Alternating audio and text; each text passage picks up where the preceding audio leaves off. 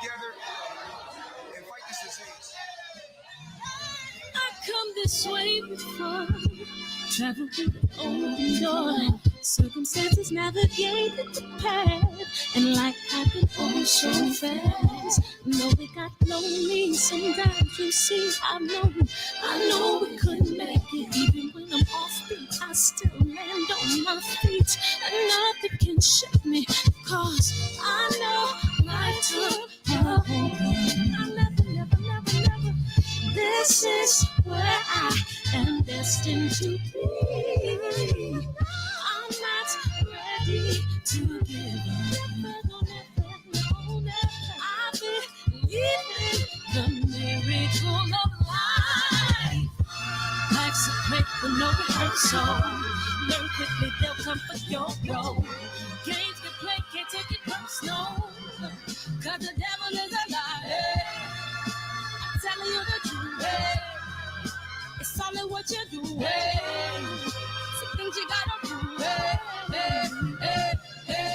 It's fight for millions. Take a second, see the blessing in it.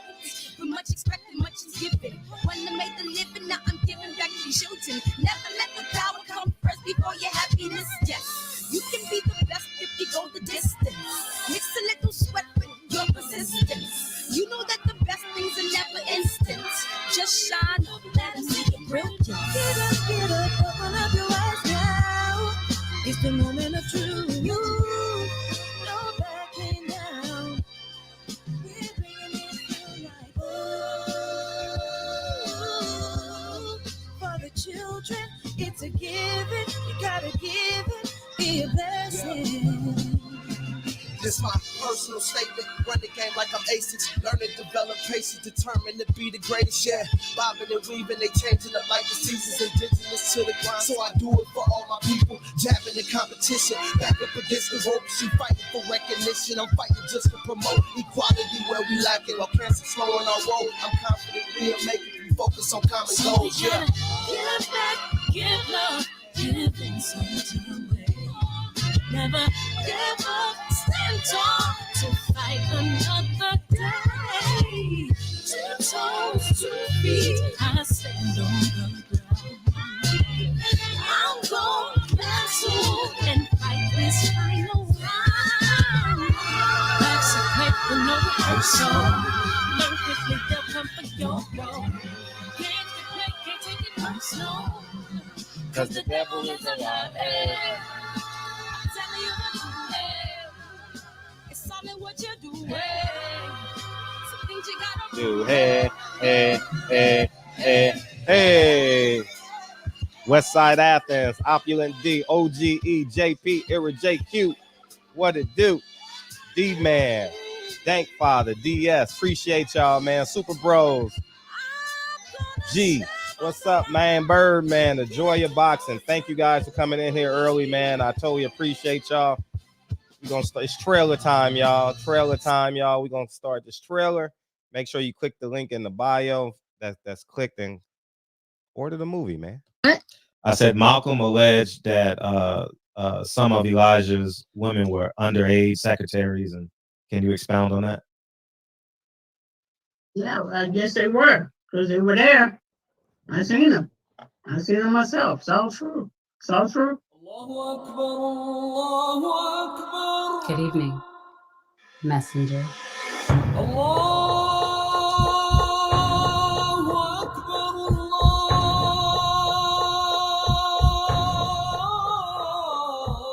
You convinced us that you were the last messenger.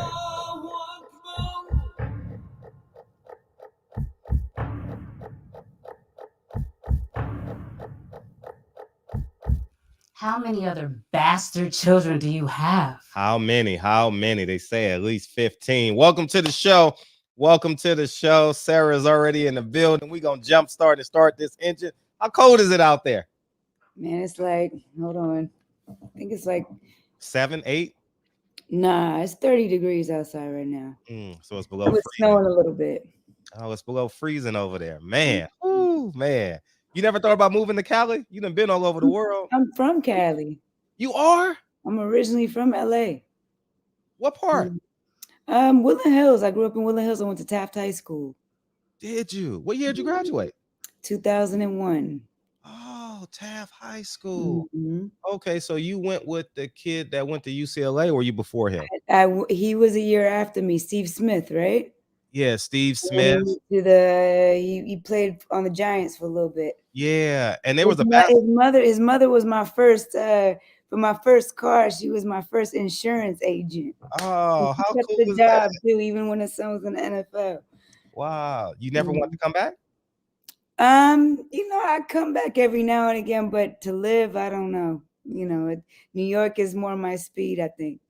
Yeah, you do be moving and shaking. You absolutely do be moving and shaking. Um, did you watch the fight last night? I did. I did. And what were your thoughts?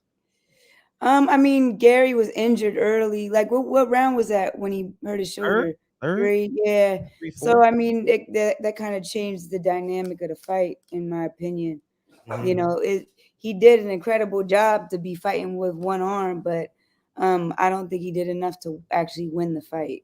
The kid, you got to give credit to that kid. He was strong, and the size difference was crazy to Yeah. me. Oh, very much. So, but yeah, no, yeah, I mean, God bless him. I think Gary's still an incredible fighter. I think he definitely, he's too inactive, Yeah. and he needs to get that shoulder fixed. That shoulder injury is serious. I had a shoulder injury before, and it's a long road to heal that. I don't know what type of injury you have. I don't know if it's a rotator cuff, but this is a very tough injury, especially when you're a boxer and Right. that's your tool. You know what I mean? Hmm. So, Right. but I wish him all the best. I hope he comes back. No, for sure. No, absolutely right. Birdman says, "Yo, Fred, she fine." Thank you. How did you get your New York accent? How did that? I've been here almost 15 years now, so it's like, it kind of rubs off a little bit after a while. That is, I never knew it. I never knew it went the other way after you hit a certain age. I don't know, man. Like, I don't know. I just kind of like, I'm like a chameleon.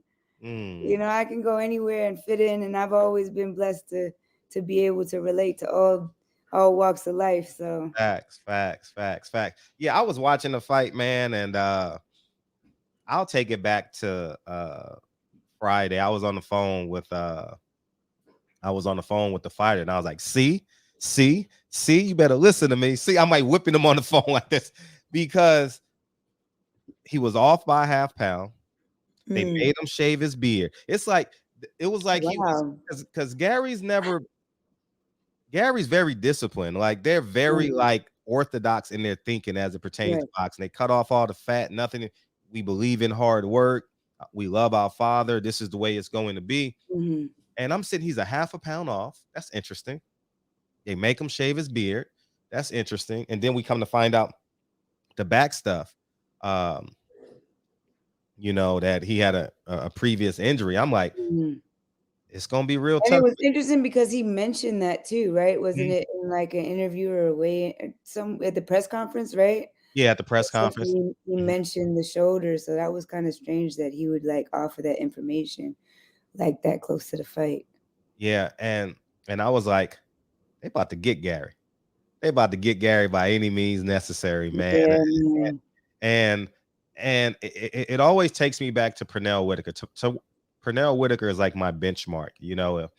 How the business of boxing just destroys these Absolutely, yeah. these highly skilled fighters who can literally just run through a promoter's list. Mm-hmm. And I think Gary was one of them guys for PBC. Yeah, for sure. Because he didn't fight Leo, Abner, nor Carl Frampton. They all fought each other basically, but they never fought Gary. And yeah, I heard a lot of different things, like different rumors, like they, as far as like, he would like outprice himself, or like, he had high expectations, which I mean, any fighter should, like, you know what I mean? You should, if you don't believe in yourself, if you don't believe in your worth, who is going to believe in you? But in another sense, you also have to be realistic, and you can't ask for money that's just not there. If you don't generate those ticket sales, the asses in the seats, or if you don't generate the pay-per-view numbers, Right. then how can a promoter afford to pay you? Right. So you kind of just have to be realistic at the same token. And I mean, I heard rumors. I don't know how true it is, but I just heard in some ways that he was kind of unrealistic with his numbers. Yeah, because Bill frequents the show, and I remember Gary and Bill going back and forth as it pertains to the negotiations. And ironically enough, I'll tell you, this is like 2 years ago. Like we're working on a year and a half, right? Mhm. And that was like the conversation during COVID. Gary versus Devin, Devin versus Gary. Mhm, mhm. And I told him, I says, if y'all don't fight each other, y'all gonna be next on that Summer Jam screen. Right, Because right, that's when you got a skill set like those two, they don't want you touching that Mexican money.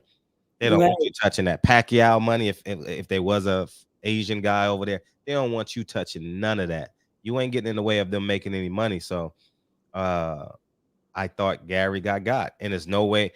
And check this out, Sarah. You know what I was thinking? I was having this conversation Friday. He has a black manager. Gary's the black fighter, black family. Gary's pretty consistent at that. He has a fear that he won't get another date if he pulls out. Mm. You get what I'm saying? Mhm, And the mhm. fact that they put this man in position that who doesn't need a check after not working for 2 years? I don't care Of if you're course, absolutely, I don't care if you're Floyd or if you're me. You still need that money. And 100%. and he's in a position where he has a fear. It's a bigger fear of him not getting the fight again versus him fighting with an injury. That's Right, scary. That's scary. right, right, for sure, Ooh, absolutely, man, absolutely. how did you get into boxing? I originally, was an aspiring fighter. I originally, I started with karate, kickboxing, all that stuff like a lot of females do. And I did everything I could in that sport. Um, and then I moved into boxing, fought amateur. But when I was fighting, there was no Olympics yet. Mm, Olympics for women started 2012. So I turned pro, and my pro debut, I made $400, and I had a newborn. And then I had 2 fights fall out after that. And I couldn't do it. Like, I needed to make money. So, working a full-time job, training and taking care of an infant on my own. I was a single mom at that. mm, It just became too much, because boxing, I give so much respect to fighters because it definitely is a full-time job. wow. And I don't believe that any fighter that is really worth having or really serious about the game should have to work a full-time job and box. Mm, Like, mm. boxing really does take everything out of you, like mentally, physically, emotionally. Like, it really is a job, like unlike any other sport. You don't expect NFL players to work a full-time job. Why should a boxer? You know what I'm saying? How do we fix that? That's a loaded question right Right? there. Isn't it? That's a loaded question, but um, you know, there's too many promoters, too many sanctioning bodies. Like, it's not one unit like the NFL is. You know what I'm saying? Like, it's not one unit like the NBA is. Like, you have all these different people with their own different agendas. Like, the UFC got their one thing. You know what I mean?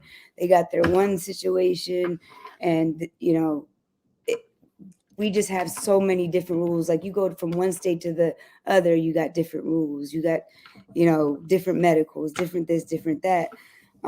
It's just boxing needs to become a whole entity, and that will never happen, unfortunately. Right. But it's so, like, boxing's even separated with race. You know what I'm saying? Like, it's so separated that it's like you can't generate money altogether in order to, make sure guys get paid or whatever. And there's too many fighters that, like, there's so many fighters on the planet, right? Like, but everybody plays their role. You got journeymen, you got the tomato cans, and you got the real prospects. But you need the journeymen and you need the tomato cans. You know what I'm saying? They all play their roles. You know what I mean? So it's really difficult to, like, distinguish a pay. You Right. know, they were talking about like boxers having a union at one point, but how do you get guys to pay union dues if they're not fighting? You know, so you couldn't get enough boxers to pay union fees and all that. See, the beatbox just said boxing needs a union. You just can't. You can't get guys to pay union dues if they're not fighting regularly. Right. Right. Yeah, I look at the model from UFC and I like the model. You know, like a guy can literally I'm not talking about the money aspect of it as it pertains to what the fighters complain about, but the structure of it where I can like the heavyweight challenger last night. He's only been fighting 3 years, but he literally climbed himself through the ranks. And Mm, now he was a number 1 contender and he fought Nagano last night. You mm. don't have that in boxing, you know, No, where not a at all. guy can literally sit at the number 1, number 2 spot for years. And if he's not Right. represented by these big promoters, It's funny. I actually had I'm not gonna say names, but you know, a former world champion called me today asking me a question about a female fighter who is now the mandatory in the WBC. Mhm. I'm not gonna put her name out there either, right? But he was like, you know, I told her to stay, um, you know, don't sign with a promoter and you know and fight for the mandatory without representation. I said, who's gonna enforce it? Mhm. And he's like, the WBC. I said, no, they won't. I said, Chantel Cameron was the mandatory to fight Katie Taylor. The fight never happened. Mm. You know what I mean? Like, if you don't have a promoter with the champion and you don't sign with that promoter, the fight most likely will never happen. Right. You have to have representation, some type of promoter to push the fight, to put the fight on, to pay you. Right. You know what I'm saying? So it's just, it is what it is. Right. Shut up. What's your take on women's boxing and Jake Paul's impression on it? Um, I love where women's boxing is going. You know, I love seeing women get paid for doing um basically the same thing the men are doing. You know what I mean? Like and putting on fantastic fights. Like the women, I mean, 9 times out of 10, them fights is better than the men. Mm. You know, like when you had Chantel Cameron fight Mary McGee, that was an amazing fight, man. Mm. That was a great fight. Like these women are really putting on shows now, you know, Right. and the skill level was different.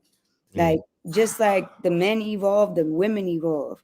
Like you have women that could really fight now, you Mm. know, and you know, I was one of the first promoters, if not the first promoter to have Amanda Serrano. I signed her with Greg Cohen and we put her on Wow. TV 3 times. Wow. And I begged Greg to sign her because I was like, yo, this girl is different, man. This girl is special. I loved her work ethic.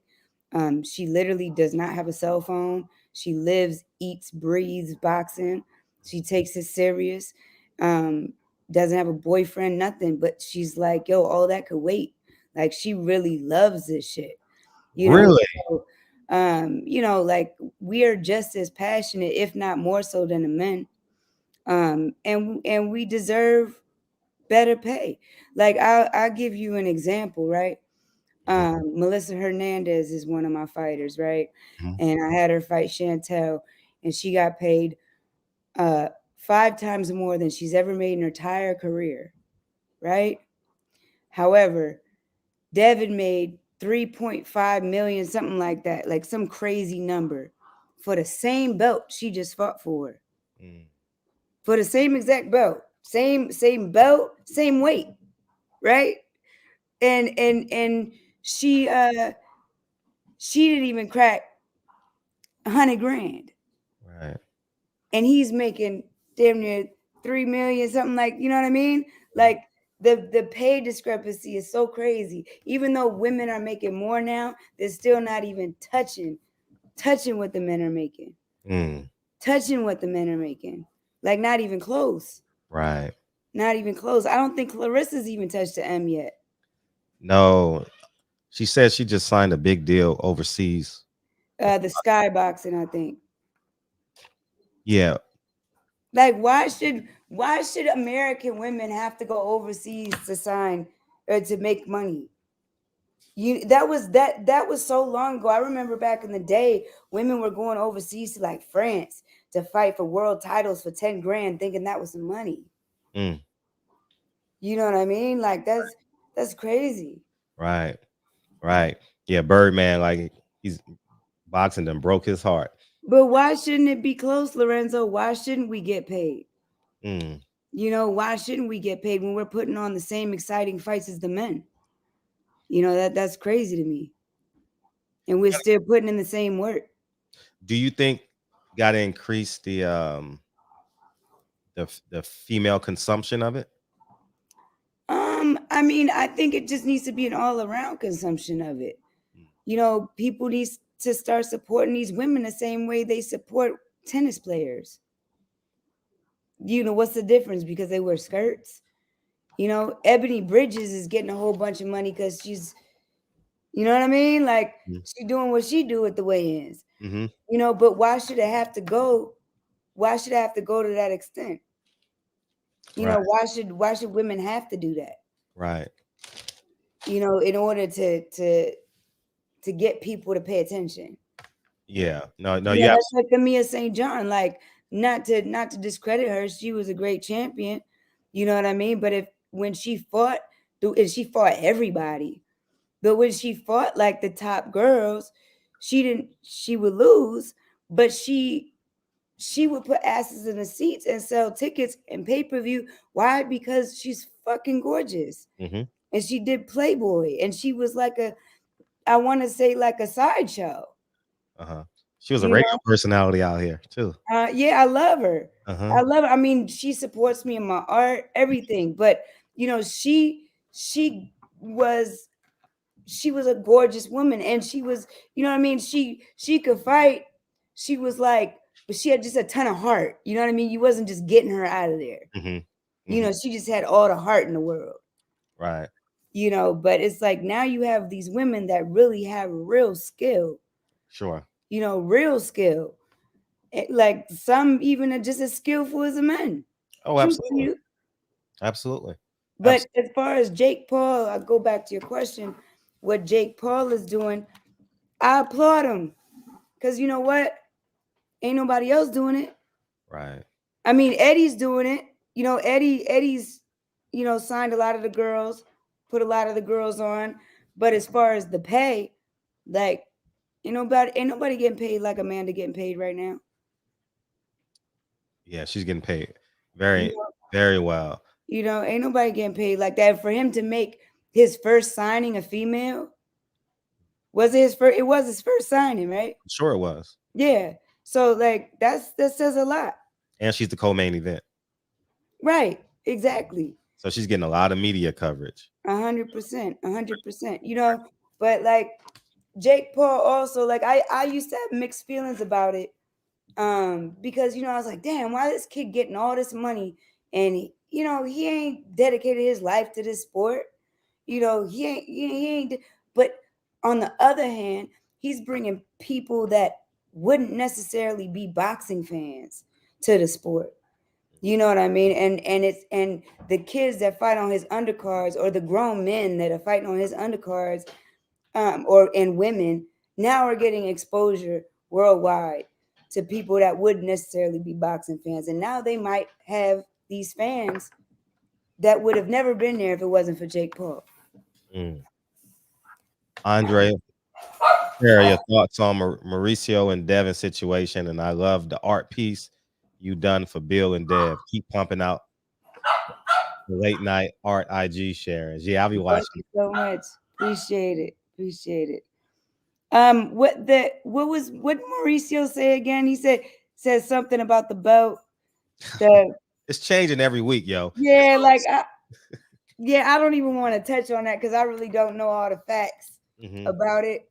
So I don't really want to touch on it until I speak with Dev and his pops about it. So I'm gonna leave that alone. Yeah. I don't know, but he changes every 2 weeks. It depends on what audience he's speaking to. Right. If he's speaking to 100%. If he's in the barbershop, he's been in here a couple of times. Yeah, we're gonna make the fight. Yeah, he's the champion. Yeah, champion. Right. Exactly. Yeah, man. It's you know, as I'm watching Jake Paul, he's unattached. So he is challenging status quo because he's beholding to no one. Mm, You know, he's real freelancing and moving.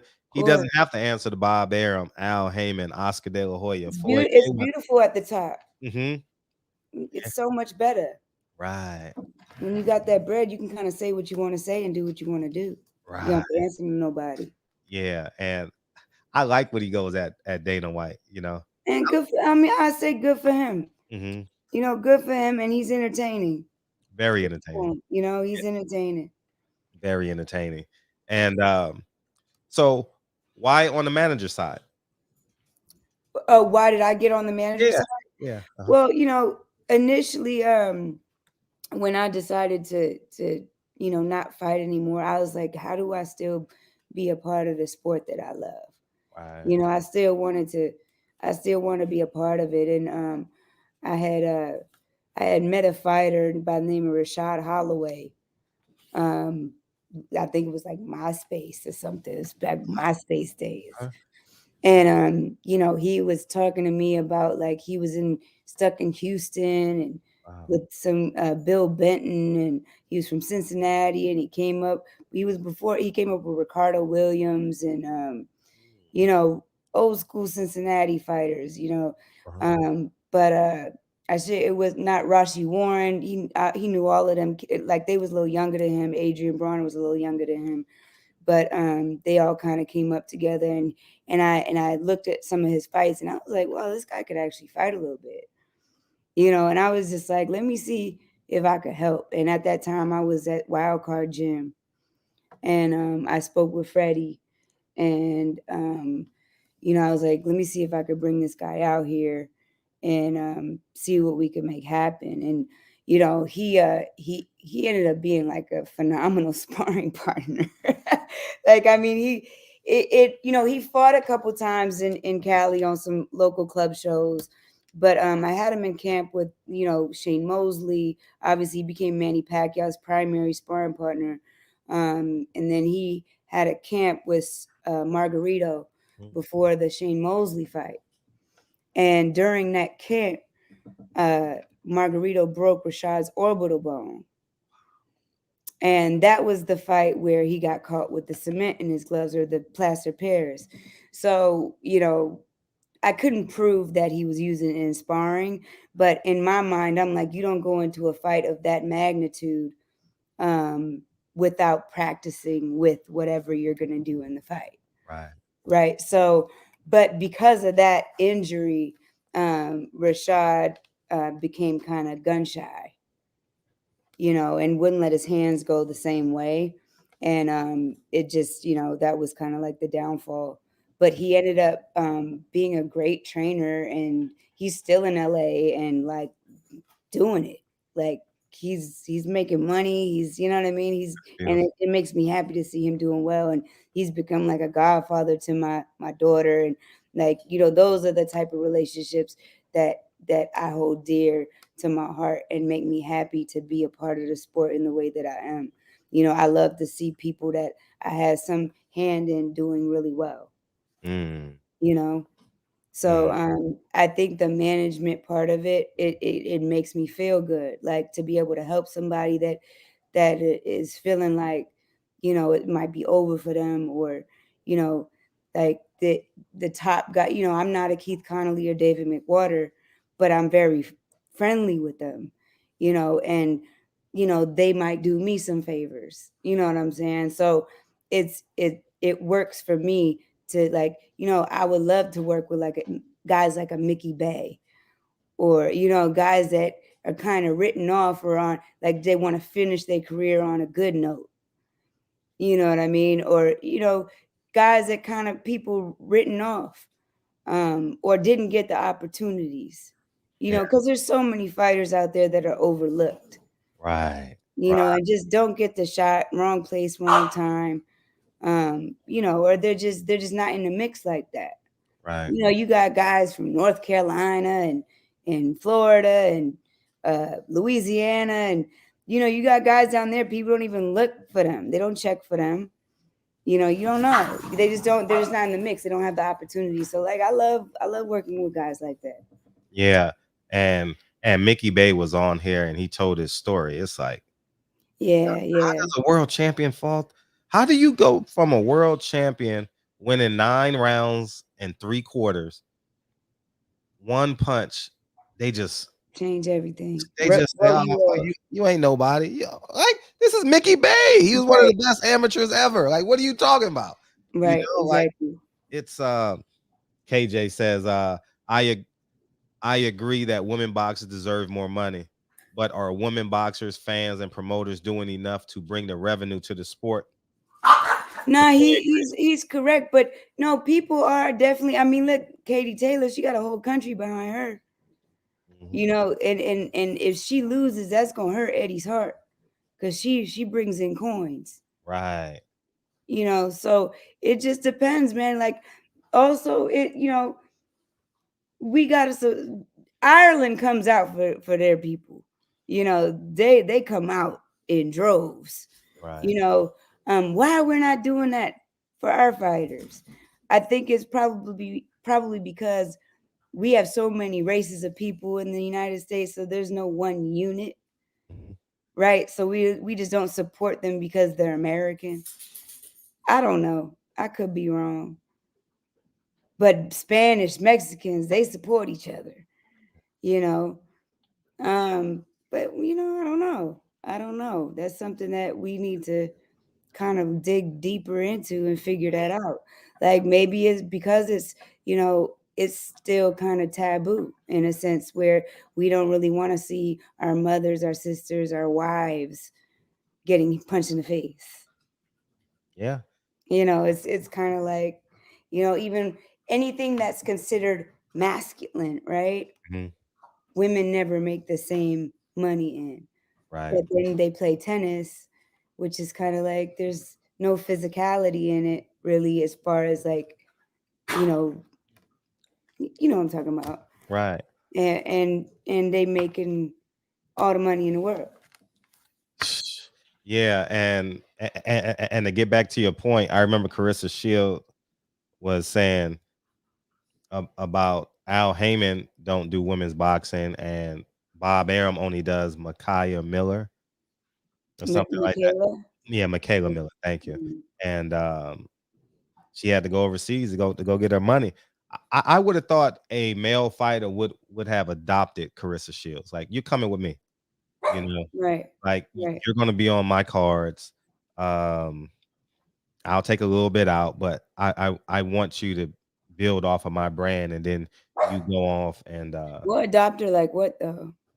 like kind of like a pseudo manager or a pseudo promoter. Mm. So let's say I Frederick mean, Hawthorne. Salida was a fighter, right? Who said Salida. it? uh, Dimitri Salida. Oh yeah, he was. Yeah, He was a yeah, fighter. yeah, he was a fighter. But I'm not sold on him either, though. You know, like he's not aggressive enough. Like, he should be like, you got a 2-time Olympic gold medalist, and like, you need to be chopping down trees in the forest. You know, like, you I don't see him doing a lot of promotional like forwardness, you know. I see Carissa doing a lot of the work. He's doing a lot of stuff in the back room that I know nothing of, but I rarely see him like like uh doing like interviews, like promoting his talent and stuff like that, you know, because he doesn't have a network. So how you get the court of public opinion is, you know. My thing is, why wasn't she signed by Al Heyman or someone like that? Why I, did it have to be a B-level promoter to sign her? I'm with you. I'm with Uh, you. I mean, why was it Greg Cohen who had to sign Amanda Serrano and Right. not, you know what I mean? Like, I get it. yeah, like, but I think now it's gonna change a little bit because now we're seeing like I don't think promoters take kindly to Jake Paul one-upping them. Mm. You know what I mean? And but I do respect Eddie for taking on all, like he took on a lot of girls, man. He has a lot of female talent. No, he does. And the young lady from the DC area is just signed a deal too. Franchon, yeah. Rashawn. Franchon Cruz, yeah. Because also I think Eddie has her unification upon like the Yeah. other girl. So Yes. she had to sign with him. Mm. You know, that's again what I'm saying about like I don't we were talking about this off air about enforcing mandatories and all that. You Right. know, so she had to sign with him. Mm. Or no, we were talking about on here. Yeah. Like Yeah, yeah. she had to sign with him. Yes, you definitely had to sign.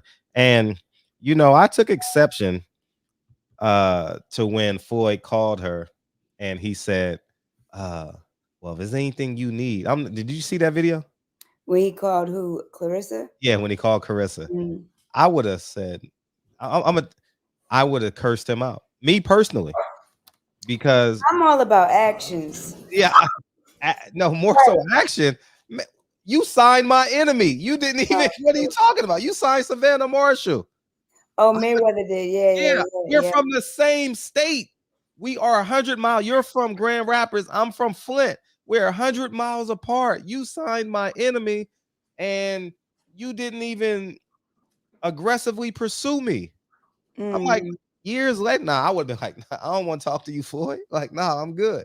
I'm gonna do this on my own, and I thought that was weird for me, yeah. you know. I mean, Floyd has a status, so when Floyd reaches out, it's like finally he knows I'm here, but I would have went the other way with it. I would say I don't want to talk to him. I don't, Right. I don't want to talk to him Right. because you had a No, chance. I feel you. I Mhm. feel you. I definitely feel you. You Yeah. know, Mhm. but And so you tweeted something the other day, and I had Rick Glazier on, and and I thought it was important that your voice get heard because I didn't want it to get drowned out, as it pertains to what I mean, people saying, "Oh, it's probably not true. She ain't this, she ain't that." But I wanted you to share your half of the story because I've had Rick Glazier on twice, and I have him next Monday. Him and Rick Ross are coming on to talk mhm. about their roles in boxing, and Yeah, they're and lying. They're lying. mm, Point blank period. I have a contract, mm, and I intend to enforce it. mm, Point blank period. So, I mean, I gave Rick Ross the opportunity to come on board with me in September. Flew out there, met with him, sat down with him, spoke to him face to face, and he said he was interested. And when he had the money by November, and November rolls around, the money wasn't there, mm. um, and so I moved on. I found somebody else. Big fight comes around, and it got turned down. I mean, if we talking about Anthony Yeah, Peterson, yeah, Anthony Peters. Yes, yes, yes. um, I was offered a fight for him for Chris Algieri for $100,000. He turned it down. Wow. Um, he turned it down because he said he needed another tune-up. I felt like, no disrespect to Chris Algieri, but I felt like that was a good fight for Anthony, and Mm, he needed to take that fight. Um, then after that, I got him on a Dusty Harrison card that was scheduled for February 19th. Dusty and Thomas Lamana were putting it on in DC, and I flew Anthony out to Vegas to work with Devin wow. because he told me he could fight Southpaw. So he spent a week there and he came back. But it was a good experience for him, Mhm. because that was Devin getting ready for JoJo Diaz. Right. Um, and he comes back and everything's everything. Then I get a call in the morning from my guy from boxing scene, Jake. Mhm. He's And, everywhere. He's like and in 40 places at one time, dog. right. And then he sends me a press release. Sends me a press release Wow. saying that Rick Ross and Rick Glazer signed Anthony Peterson. And he's like, I thought Anthony was your fighter. Like, he is my fighter. I got a contract. I got 2 contracts on him. Matter of fact, One was actually witnessed by Ronica Jeffrey. She was there. She signed it. Wow. Ronica Jeffrey, I don't know if you know her, she's former world champion. But she came with me to be a witness. And I'm like, this is crazy. So if you go on Boxing Scene right now and you look up the press release, the article, it says editor's note, Anthony's not signed with Rick Ross and Glazer. He has an existing contract with Serafina. Wow. So I show this to Anthony, and he, and also, mind you, right, when all this was happening, when I moved on, I actually gave Rick a courtesy text. I have the text. I posted the text. Rick Glazer, Rick Ross. Rick Ross. I'm gonna say Rick. When I refer to Rick Ross, I'm gonna just say Freeway, right? Okay, gotcha. I gave him a courtesy text, and I said, "Listen, I had to move on. Ant needed money. I got him a monthly stipend. Okay, not gonna say how much, but he's been paid well. His rent's been paid. He ain't had to worry about nothing. Got him health insurance. You know what I'm saying? Sent him to Vegas. What you know what I mean? I went above and beyond. Right. It's like hard for me to it just gets me so upset. But I gave Rick Ross a courtesy text saying I had to move on, but I would love to have you as part of the team. I'd love to have you as a marketing or, do his social media, whatever the case may be. Right. He's like, yeah, I'm down. That's all on my Twitter feed. Right. And I'm like, cool. And, so I don't mind him talking to Anthony. I have a contract. Like whatever he can't do nothing. You know what I'm saying? So then when this press release comes out, I go to Anthony and I ask him like, yo, what is this? Oh, I told you I was going to keep him on the team. I said, yeah, but not as your manager. Like, how you going to have another manager? Right. Or advisor or whatever? Like we have a contract, bro. I'm paying you. So then I call Rick and he's like, oh, well, we're just going to use each other's names. I'm going to use his name to build my credibility up and he could use my name. I'm like, it don't work like that. If you want to say he's your fighter, cool. Give me half of the money I gave him. Right. And then you could say he's your fighter all you want to. But then after that happened, I get a phone call from Thomas Lamanna. Who's this Rick Glazer dude? What are you talking about? He's calling about Anthony's fight, checking on his fight, about the opponent. I already got the opponent. I'm paying $7,000 for the opponent. Oof. What you calling about my fighter for? You go guess how he offers to pay for the fight? Take a guess. I can't make this shit up. Take a guess. In Bitcoin. Nah, with Rick Ross autograph signings. No, it's not. I ain't making it up. Have Thomas Lamanna come on board. We bring him in right now. I can't make this up. So they just really trying to play me. And I really do believe that it's because I'm a woman, because I'm not a Keith Connolly, because I'm not a Cameron Duncan.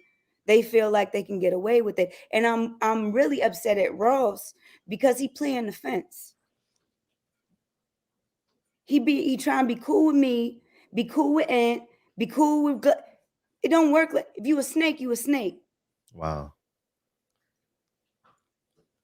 I gave you the opportunity to come on board. You wanted help? I offered to help you. I told him from the beginning when he told me he was going to partner with Rick Glazer, I said, it's a bad move, bro. Rick don't have a good name in the sport for shit like this. I remember 15, 20 years ago, I was working for Gary Shaw, right? I'm working for Gary Shaw. I'm making $125 a day, right? Working for Gary Shaw on site. I'm also working at Sapphire's Gentlemen's Club as a cocktail waitress, bottle girl. After one of the fights one time, I invite Gary Shaw, Leon Margulies, Lou DiBella, and Brad Goodman. And Rick Glazer. Right? They show up. They get their little table. I'm serving them. Rick comes. He can't even sit down. They won't even let him sit at the table. He got sat in the corner. This is like, I'm talking, this got to be 15 years ago. I knew back then he had a bad name. Like, you can't even sit with us, bro. Because of the shit you do. Snaky, sleazeball shit. And one thing I really do take pride in is my name, my reputation. You can say whatever you want about me, but you can never say that I stole from you. You can never say I did dirty business. You can never say I snaked you out of no money. None of that. Not at all. So then I get a text from Anthony saying, this is the hardest thing I ever had to do, but I promise I'm going to give you all your money back. Then there's a separate text clearly written from Glazer, relieving me of my managerial duties. Oh. How, bro? Give me my money. You give me my money, you can have him. He's yours. Just give me my bread. That's all I ask. Give me my money back. You can have him. He won't fight. He's not gonna fight anyway. Unless it's a gimme fight. I said what I said. I offered him Chris Algieri before Conor Ben. Not to mention I sent him to the dentist. Got his teeth pulled, right? He said his mouth hurt. He never been to a dentist before. Got his teeth pulled because he said that was the reason he didn't take Chris Algieri and he needed a tune-up. But I talked him into it. Him and Lamont was on the phone with me. Got his teeth pulled. You ready? All right, I'll take the fight now. I go back to Keith Connolly. He'll take the fight. Yeah, we moved on already. Money gone. So it wasn't a lifetime chance. He'd have been on right now. He'd have been on right now. Right back in the mix. Now, if you don't trust me as your manager, and mind you, I didn't go to Anthony asking to manage him. He asked me. I didn't go knocking his door down. And I really do pray for Anthony. I do hope that he does well. I really do. I hope he becomes a world champion. I really do. I think he's just misguided. I think he's gullible. He's fall for anything. And I think Rick Glazer just talk a good game. That's why he was on here talking for 3.5 hours. I'm not here to talk for 3.5 hours. I'm going to say my piece and keep it pushing. But this is some snake shit. And this is the game. This is boxing. I mean, this is business, period. I mean, this happens in probably every industry. Right. But it's just some snake shit. You know? And it's just not cool. It's not cool. There's no loyalty. No loyalty whatsoever. So, you know, Ant was trying to get me to take my tweets down when I put Rick Glazer on notice. He's like, yo, Rick wants you to take the tweet down. I'm like, I want him to retract his press release. Retract the press release, I take the tweet down.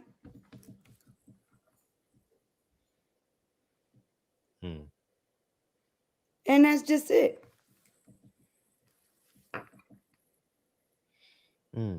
Well, Eric, you said it wasn't no real money, Sarah, and he would jump on its 3 sides to a story. It's $12,000. That's how much money it is. I gave him $12,000. That's a lot of money. Like people think like these. Yeah, but people are not misunderstanding. It's people hard-earned money. It could be $10. You know, it's principle. And Prince. Oh man, it's principle for me. Principle, absolutely. It's principle for me. Eric, you got $12,000 to give to Anthony? Facts. No, to give to you. Get to me. Yeah, facts. Since it ain't whole lot of money, it's a lot of money to somebody when you don't have it. Facts. What happened with him and Barry Hunter? That never. No, like that one I don't know. I had a long conversation with Barry too. I spoke to Barry. I believe none of what I hear and half of what I see when it comes to that, because I don't know. I really don't know. You know what I mean? But I just can't speak on it.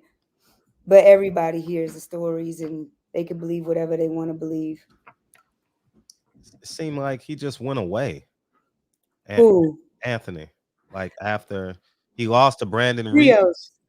Brandon Rios. I was at that fight. Yeah, and yeah. I mean, listen. Anthony's a great fighter. I wish him the best. But this happens to me a lot. no, happens to me a lot. The most loyal fighter I've ever had was Melissa Hernandez. I wish I could take every dime I gave to any other fighter and give it to her. Wow. Yes, the first fight she had with me was a world title fight, and I got her biggest payday to date. But I really haven't done that much for her. You know what I mean? And she's the most loyal person that I've ever had as a client. So, wow.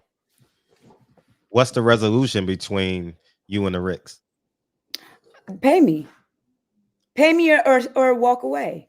And if you walk away, I'll still fight Anthony. I still get him fights. I still work for him. Ain't no bad blood with me. I'm just speaking truth. I'm honest. I'm honest. I don't have no shame in my honesty. Some things always don't need to be said, but at the same time, I wouldn't be saying what I'm saying if I didn't have to defend myself. Like, you make me look like a chump, all right, I'm gonna say my piece, and I have receipts.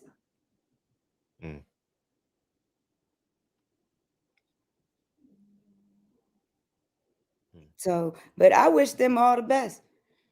I wish them all the best. He's signed to them now. Did he He release? didn't say how can he be signed with him when he was signed with me?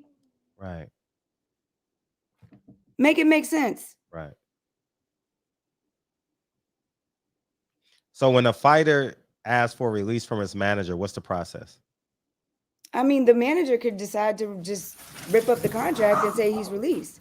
Right. I'll release him. I just need my money first. Right. Right.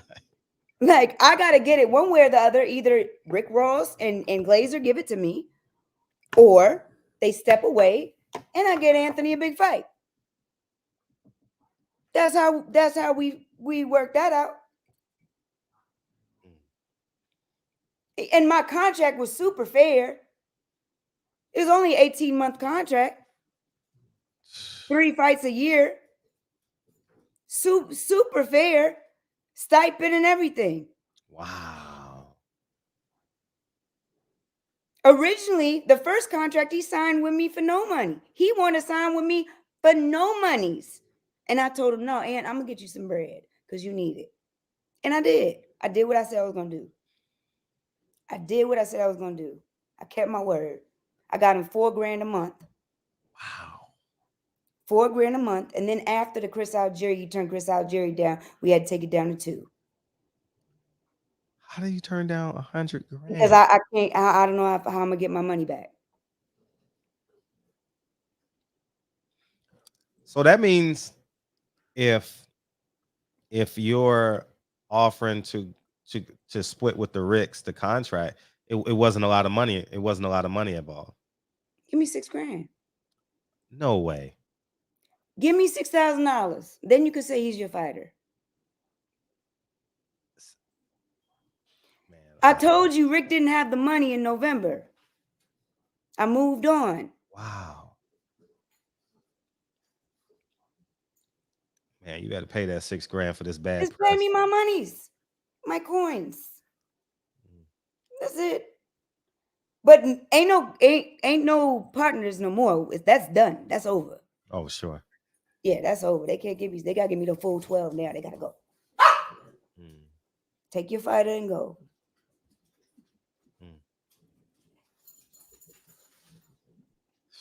I don't need the aggravation, truth to you. And it seemed like this was out of love. Absolutely. I looked at Anthony as family. I've known Anthony for 15 years, basically. Maybe longer. Maybe longer. I've always wanted to work with Anthony. I tried to sign him to Greg Cohen back in the day before they even went with I think before they even went with Golden Boy.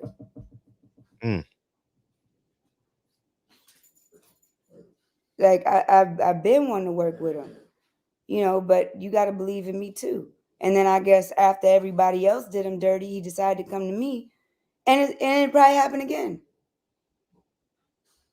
After he realized that the Ricks ain't who they say they are, then he'll come back home, maybe, hopefully.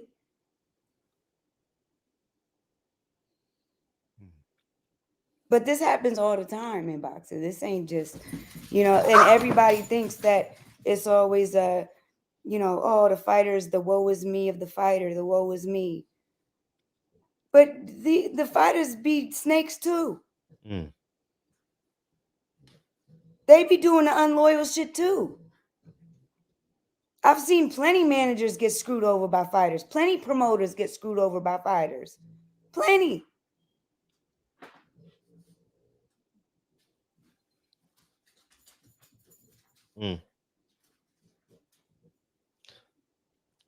KB says, I'm going to be like Tay Jones. Does this really say women's rights was a mistake? Wow, that's wild. That's wild. We gotta beam in. Someone want to beam in and ask a question. Is that okay? Yeah, for sure. Okay. What's up, Champion Heart? What's going on? How you doing, brother? We're great. All right. Sarah, how you doing? How you doing? Fine. Man, I like you already. Thank you. Thank you, please. You know, the fact that you putting that clown out on point, you know, I recognize him as a bullshit artist when he came on here. Right. You know, and you know, I told Fred in the show that this guy was a bullshit artist, and he's talking out the side of his neck, and he just say shit thinking nobody was around. You know, when shit was happening, you know, in this thing we call boxing. So he just say whatever. But I'm glad you're here with us tonight. Thank you for having me. Thank you for putting it out there, you know, because I knew exactly, you know, what he was. And this is why he says that Al Haymon is bad for boxing, because Al Haymon blocked guys like him out. You know what I'm saying? Right. So, you know, he can't even go to a PBC show. Exactly. You know what I'm saying? So that's why he says that kind of stuff. Right. You know? But I'm definitely He's a glad. Floyd hater. Like, Exactly. it's just like, how can you hate a man that brought so much to boxing? Right. You hate him or love him. He's brought fans to boxing. You know, he's generated so much revenue for the sport. You know, we've all eaten off of Floyd. Like, if you involved in the sport, you know what I mean? Like, it and just not even that, but just like the entertainment aspect, he's entertaining, man. He gave you a good time. Right. You know what I mean? You tuned in. I'm sure Glazer's tuning in. Oh yeah. You know what I mean? So you can't hate him that much. Yeah. No, most definitely. You said that you had a martial arts background. What style did you study? I did Tang Soo Do, Taekwondo, and Kempo. Cool. Okay. Yeah. When I first started, I started with Kempo. Nice. And then I trained with Cecil Peoples, his son Really? Brian, and Skiwi in the Get valley. out of here. In Nevada. In the valley in LA. In LA. Okay, Mhm. okay. Cecil Peoples, he spent some time in Las Vegas. I know that guy. He Yeah. became like a ref in the UFC, right? Right. Yeah. Yeah. Yeah. I train my daughters, right now because I also have a martial arts background. And Nice, nice. I train when I started out, I started with Kempo, and then I branched off into different kung fu styles, Chi Yeah, Kwan. kung fu's cool too. It's just so different, man. It was like Yeah, very yeah, fluid. very different, very different. Yeah, very fluid. So it was kind of hard for me to catch on, but I liked it Yeah, though. It yeah, was cool. But You know, it's very different than karate is obviously. right. I also branched off into a little bit of Jeet Kune Do, Oh, and nice, nice. but Bruce then Lee. check this out. When I moved to Vegas, right, I thought my hands were pretty good. Oh yeah. So I put them gloves Yeah, on. boxing's a whole nother world, man. Boxing is a Yeah. whole nother world, bro. I remember the first time I sparred, I got my butt whooped. Oh my God, let me tell you. Man, I got my butt whooped, handed to me. I thought I walked into a boxing gym thinking I could do something. No, man. You better train a Yeah. little bit harder, sis. Yeah. I was Yeah, getting no. whooped so bad that when I would come back, they'd be like, "Damn, you came back?" You know? Like you ready for another ass whooping? Yeah. You know what? I also had the opportunity to train with the original Black Mamba, Oh, and when I was nice, living in Vegas, and nice. he showed me some incredible things. He did some incredible things, and I would get in trouble for kicking the bag, because he was like, Mm, this is not karate, it's boxing, I right. would get in trouble for doing that, but I was glad that I had an opportunity to train with the original Black Mamba. That's Um, cool. but I trained my girls. That's why I brought it up because of That's my background. awesome. I was able to pass that on to my daughters, and I've been training my daughters since they were like 5 and 6. You know, That's cool. and every Yeah, that's chance. important, man. Keep doing that because it's Yeah, gonna give them fundamentals and just like structure. You know, right, gave me a lot of structure and like an outlet. right. Because my girls are now they're in their 20s now, and they still, we still train. Oh, I that's still work on awesome. their hands, work on their kicks. We That's still work out. awesome. So, Yeah, that's so, awesome. you know, Yeah, yeah. that's great. Yeah. So you're in New York now, is that right? I'm in Brooklyn. Yep. You're in Brooklyn. Okay. Hmm. My oldest, she's in New York. She's Oh, actually nice. she's on tour right now because she does a stage play, the stage. You know what I'm saying? So she's on a tour right now. Oh, okay. So Yeah, Broadway stuff. yeah. She does Oh, that kind of cool, stuff. Right. cool. And Nice. she's on tour right now, but she'll be back in New York. Do you have a gym in New York? I work out at Gleason's. The Gleasons. Yeah, we Okay. go to Gleason's. Yep. Yep. Okay. Okay. Mhm. Yeah. Next time I'm in New York, I like to check you out. Oh yeah, come through, man. Anytime. Most We'd love definitely. to have you for Most sure. definitely. Most definitely. Okay. Yeah. Cool. Okay. Yeah. I didn't hear you, brother. What'd you say? Why would I say something? Oh no, sorry. I saw your Yeah, mouth moving. I thought you were about to say no, something. I got a Okay. cough drop in. Why would I Okay. say something? My bad. Oh man. Well, I'm glad that I had a chance to chop it up with you. Likewise. I'm glad Appreciate you. you're here tonight because you're approving everything that I said just a couple of nights ago. Oh man, thank you so much. I Yeah. appreciate you. So Appreciate the love. most definitely, it's definitely good to meet you. All right. Likewise, Take care. likewise. All right now. Peace. Yeah, the crowd was split. Like I would say the crowd was 70-30, just based off of the comments when Rick Gage was in here. 70-30, like not in favor of and 30% in favor of, I would say, when he was in Mm, here. You know what mm. I mean? And I give everyone a chance to come and speak, but I just didn't want your voice to get drowned out because you know how men do. You know what I mean? It Oh just yeah, keeps of rolling, course. just keeps Of rolling course. and rolling. Of And course. Just tell him to next time you're in here, show the receipts.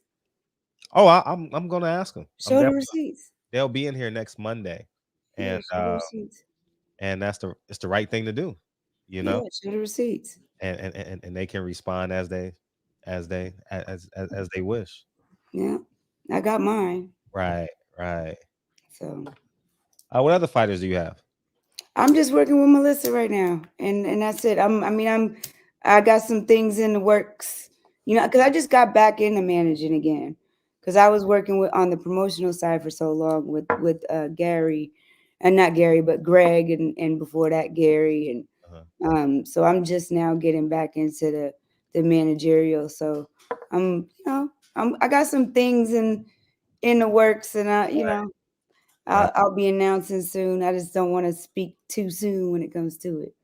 Right. Um, Right. but like there's a lot of fighters that I do work closely with, that I try to help out and you know do stuff for, and I always like I make fights all the time. Like I made the Diana Prozit Callie Reese fight. Like I make fights. Like I'll hear somebody needs an opponent, I'll find an opponent, like a booking agent would do or something like that. But um, I'm just starting to get back into the managing. This was just a unfortunate occurrence. So, but we live and we learn. Mm. Have you ever attempted to like join like PBC or help out PBC or Top Rank or anything like that? Well, Top Rank, they have the same staff that's been there for 40 years. Right, right, right. Like they're gonna die working. Mhm. Like I think Brad and Bruce have been there like over 30 years for Right, sure. right. Angie does all their like travel and stuff. She's gotta been there more than 30 years. Like, they just kind of got their in-house staff kind of like already set. So but like um there were other jobs at promotional companies that like, and I love helping women, right? Like there's Brittany who works for Matchroom. Yeah. um I got a call that they needed somebody to do their not site coordinating, but their travel, their hotel travel and stuff. And Brittany, we became really good friends. We met on Instagram, and like years ago when I first moved to New York. And she was just so passionate about boxing. Like her father was a part of the sport at some Yeah. point.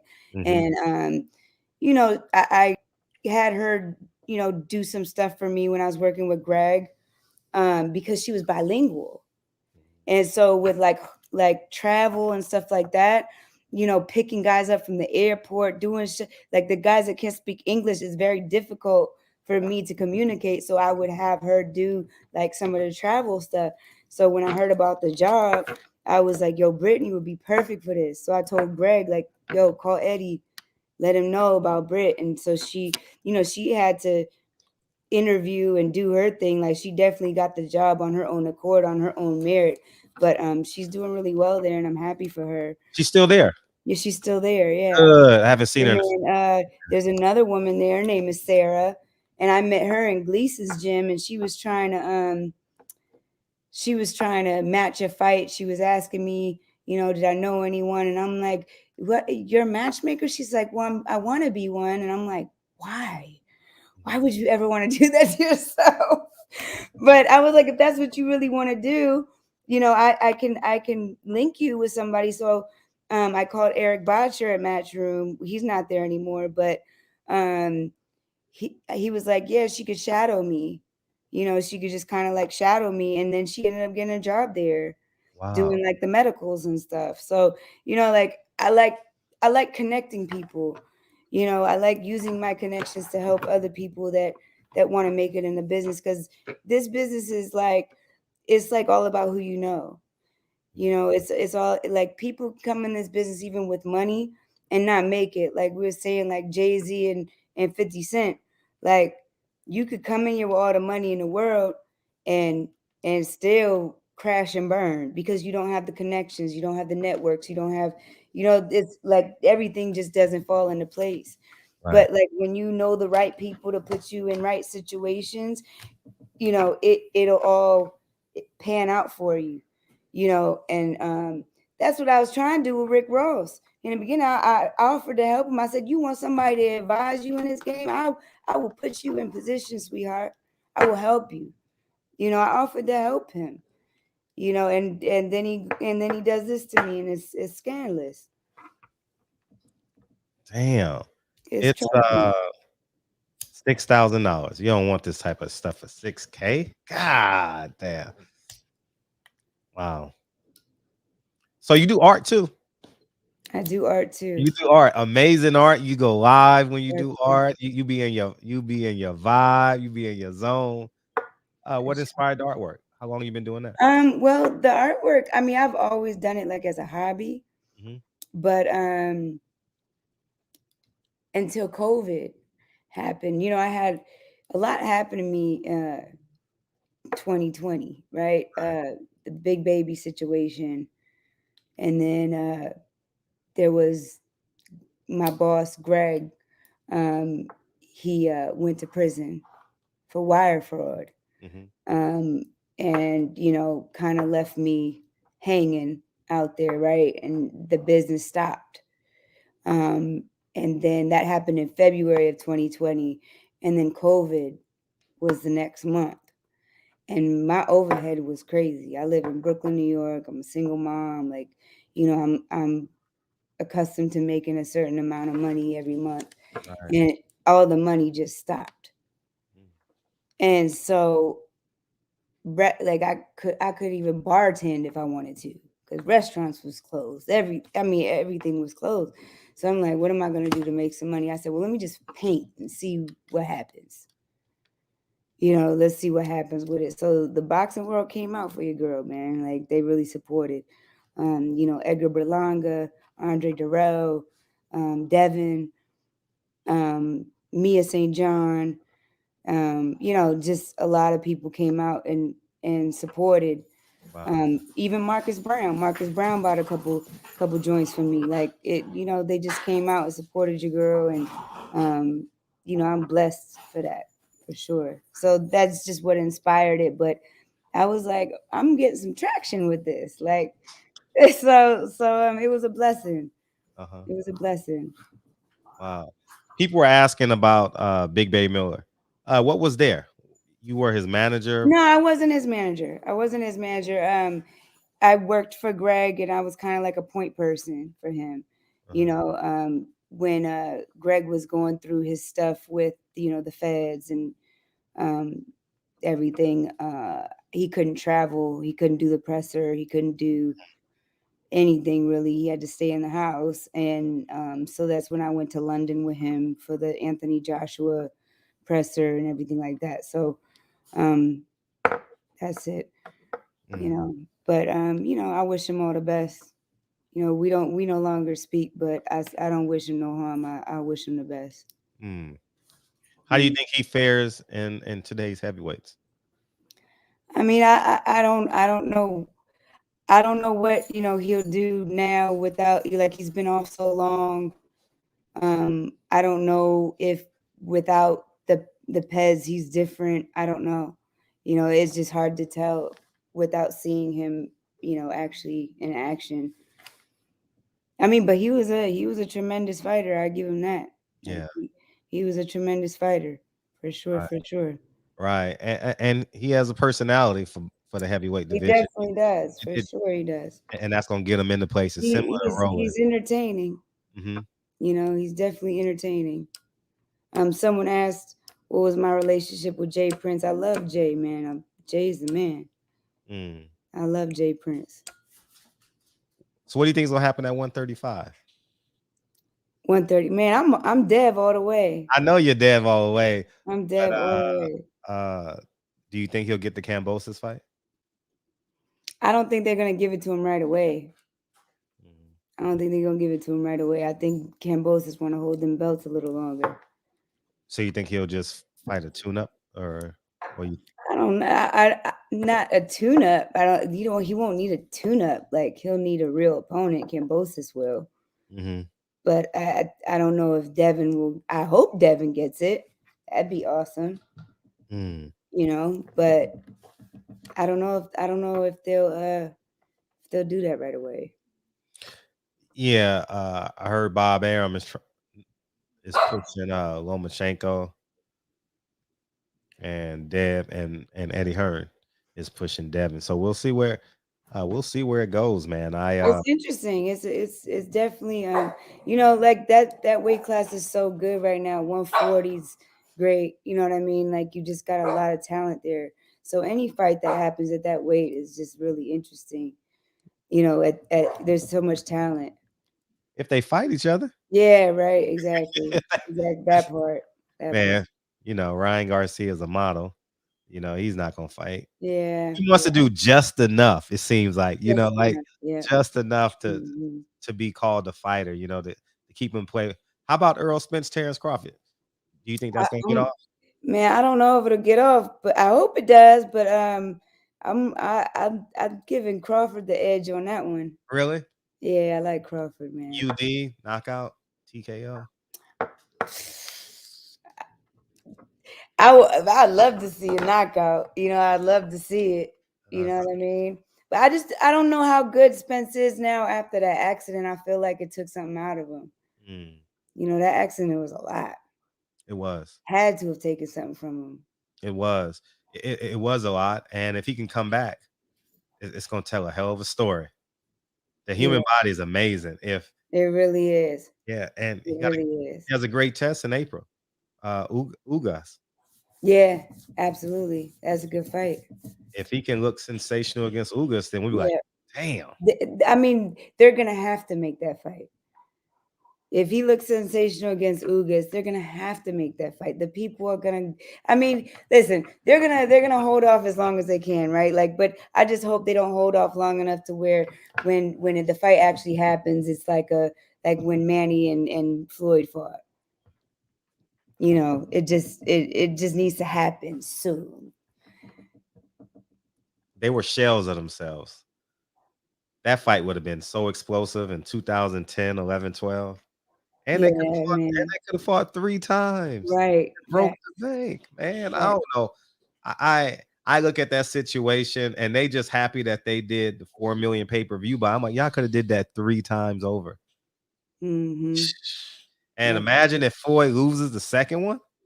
Right. Like Manny makes the adjustment because I think Floyd would have washed him the first time, but Manny makes the adjustments, or it's close. Now it's 7-5 fight. Now people say, "Oh, he gonna beat you the third time." Mm-hmm.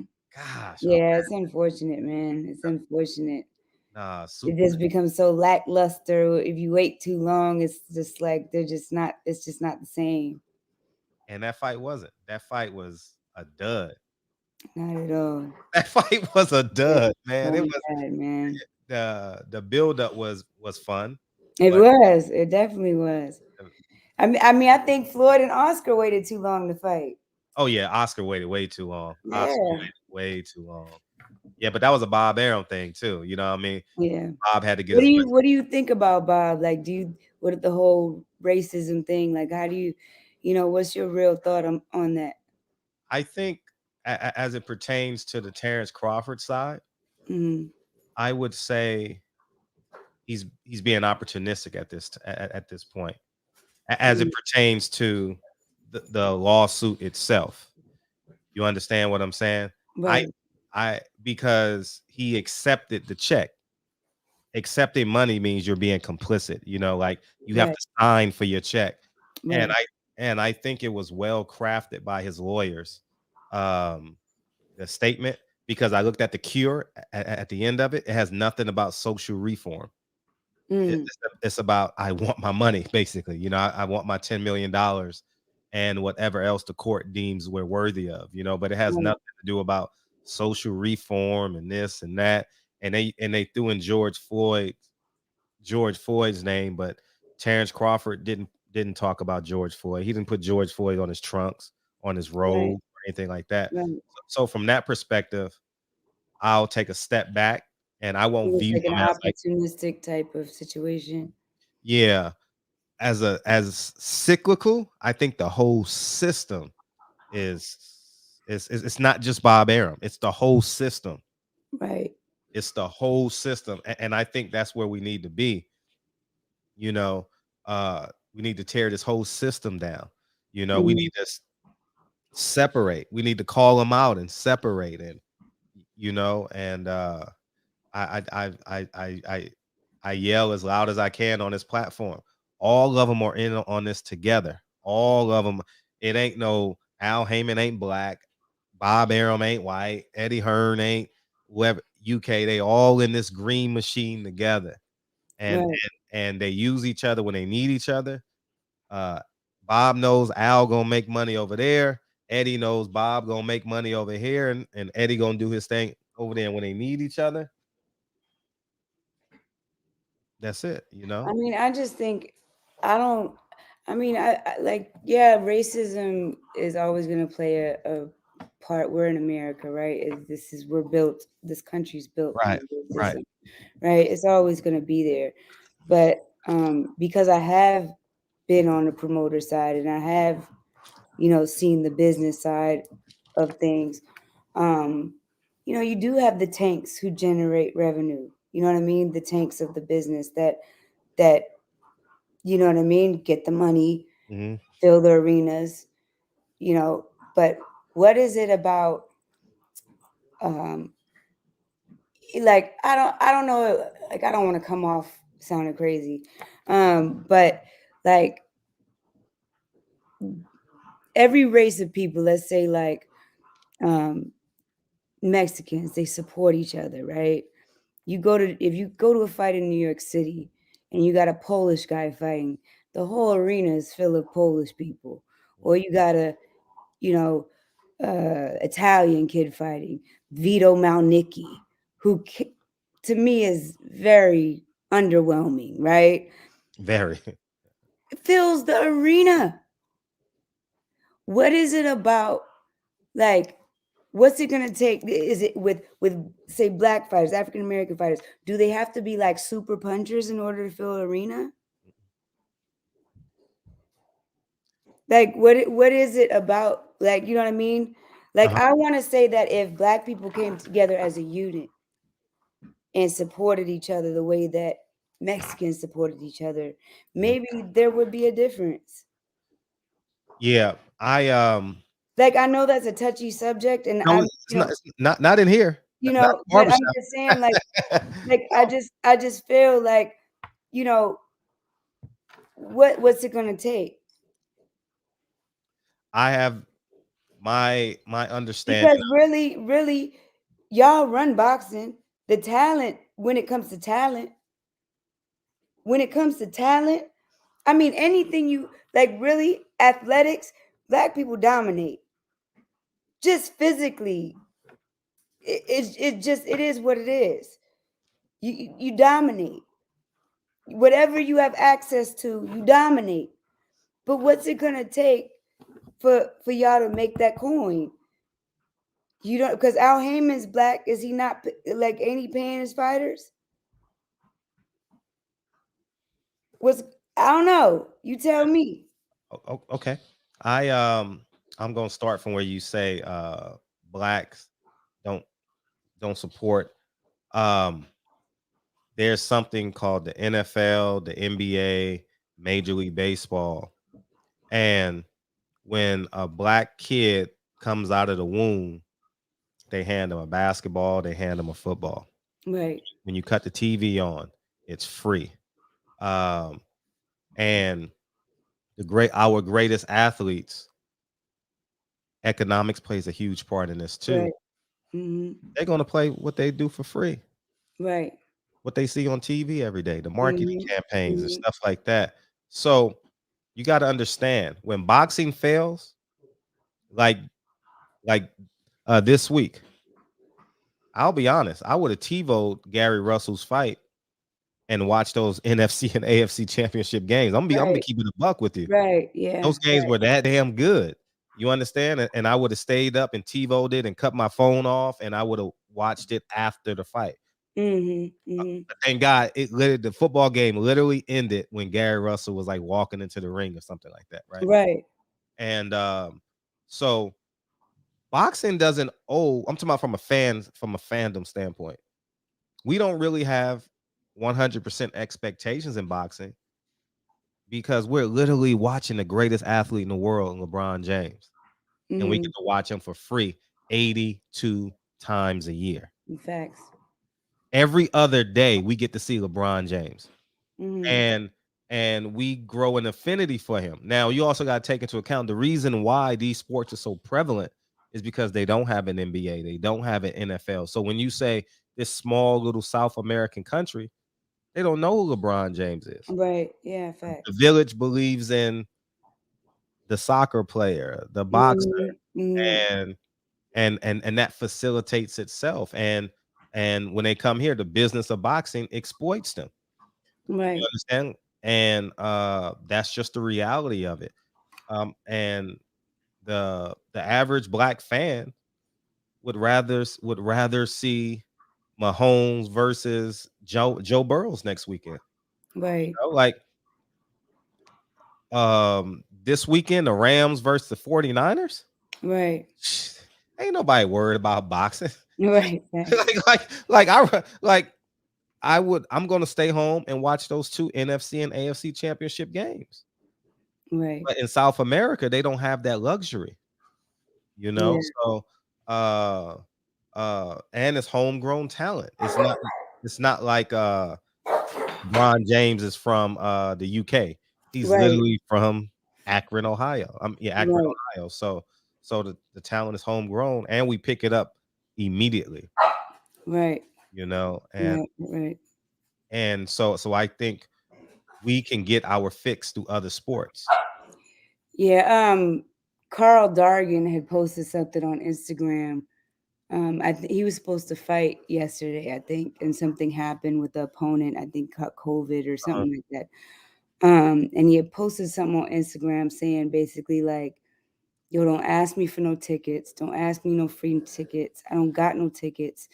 If you want to go buy tickets, you could buy it on the website. I'm trying to focus on this fight." I've never seen a white fighter, a Mexican fighter, nobody ever post no shit like that before. Like, it's like, but truth to you, like, it's like, all right. And it's hard for me to say this, so I'm scared. I don't want to say the wrong shit, but it's like, why not buy tickets if that's your people? Like, you want to support, buy a ticket. I agree. I couldn't agree with you more. Buy a ticket. Like I would like if it was a Mexican or Italian, when I was doing shows with Greg or Gary, they would ask me, "Hey, how many can I buy?" Right. Like, how many can I buy? Whatever. It wouldn't be like, "Hey, you got an extra ticket for me?" Mm-hmm. You know what I mean? You're 100% right.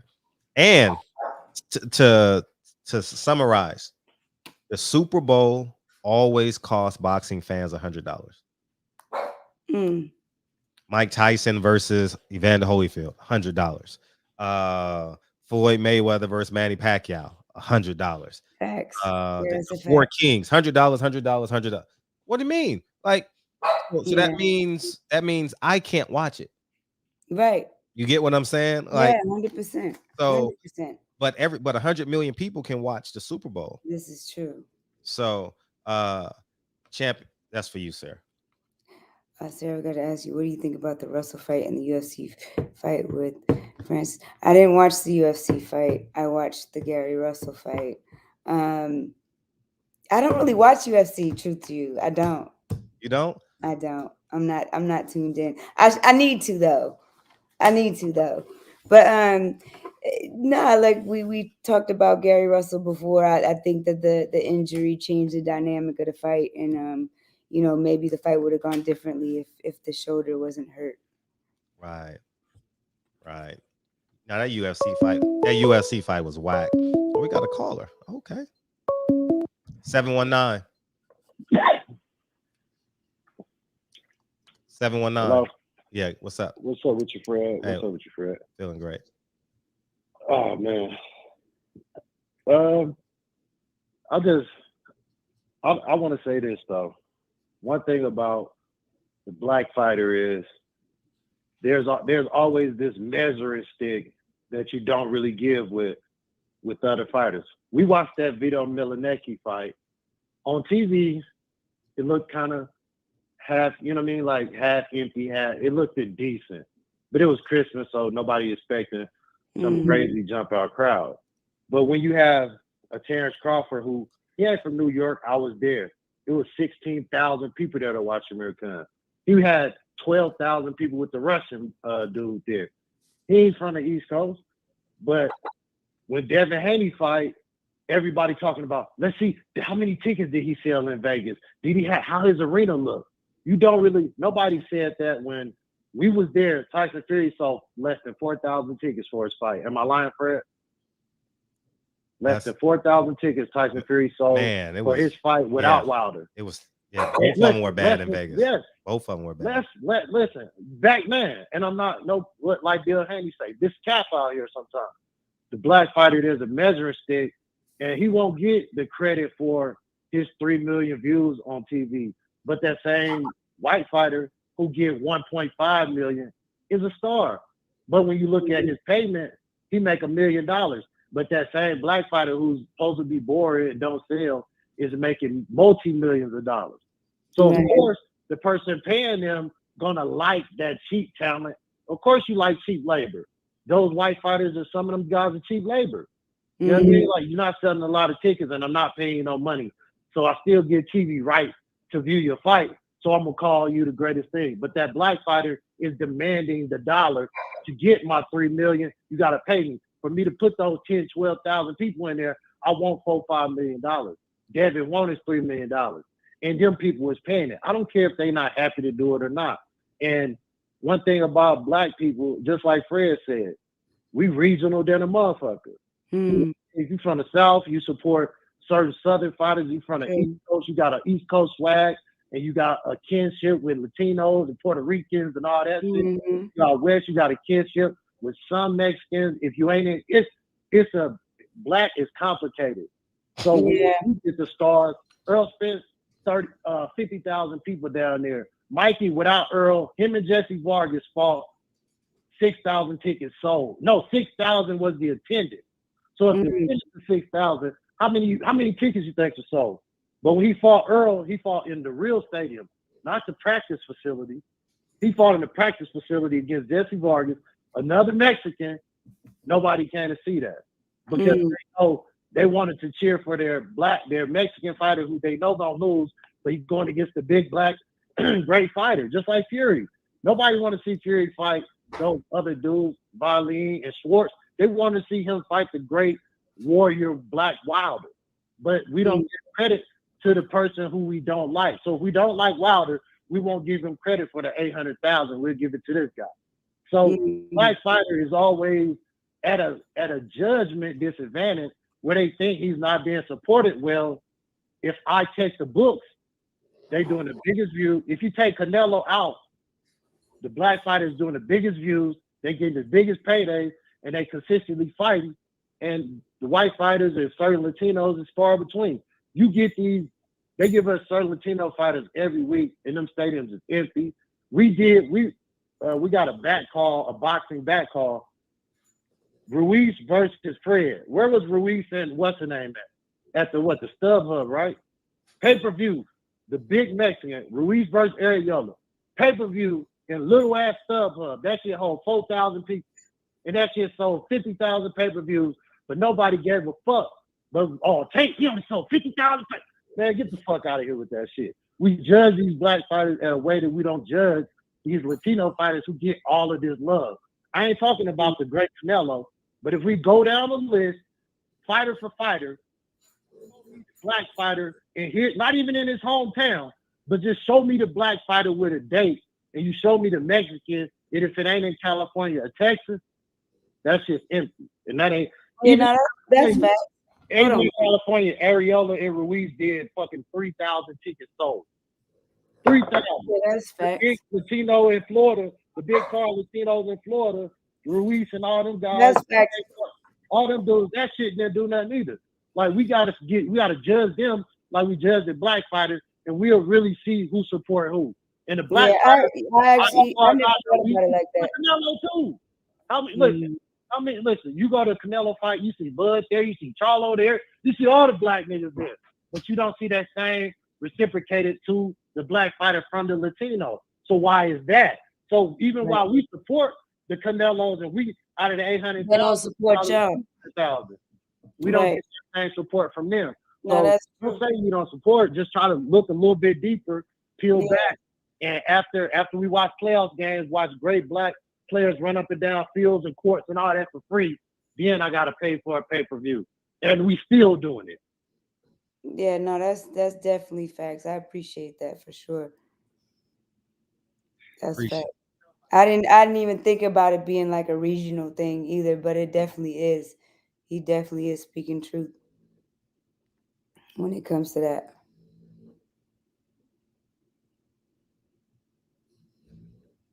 I got you. You good?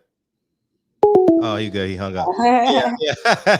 No, yeah. He makes great points, but For sure. in addition to what he's saying, you don't have to there's no competition.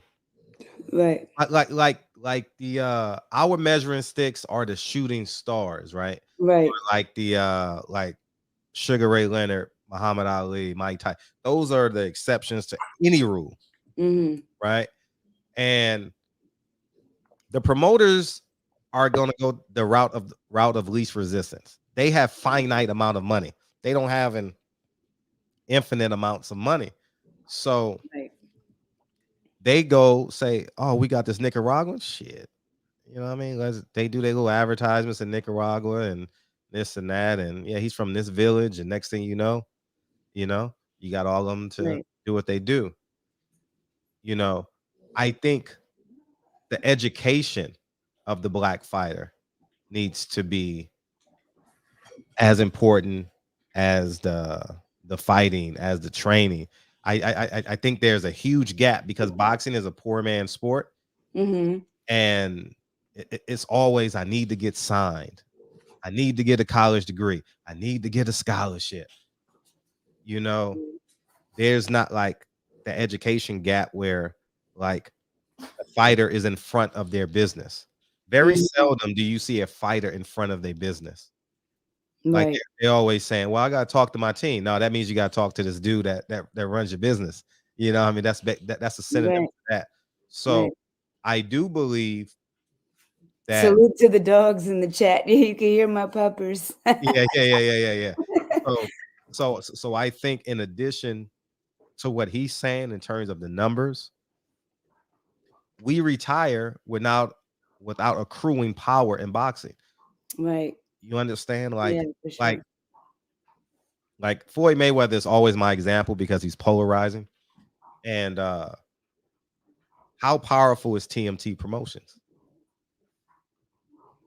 Like it's non-existent. Right. It's Right. like it doesn't even have a pulse in the grand scheme of boxing. Right. So Absolutely. so when you put all this together, we take the profit, but don't take the power with it. And that's why it's cyclical. That's why they had this conversation in 85, 95, 05, and now we're in 2022. It's the same. And it's gonna be really hard for it to change, man. It can change. It If, can, but if and then if you have more promoters, doesn't it make it harder then to make the fights we oh, want yeah. to see? Yeah, it's definitely harder. But if the fighters created a coup and said, "Nah, we don't want this," Quiet. man, you know what that would do? Yeah. But fighters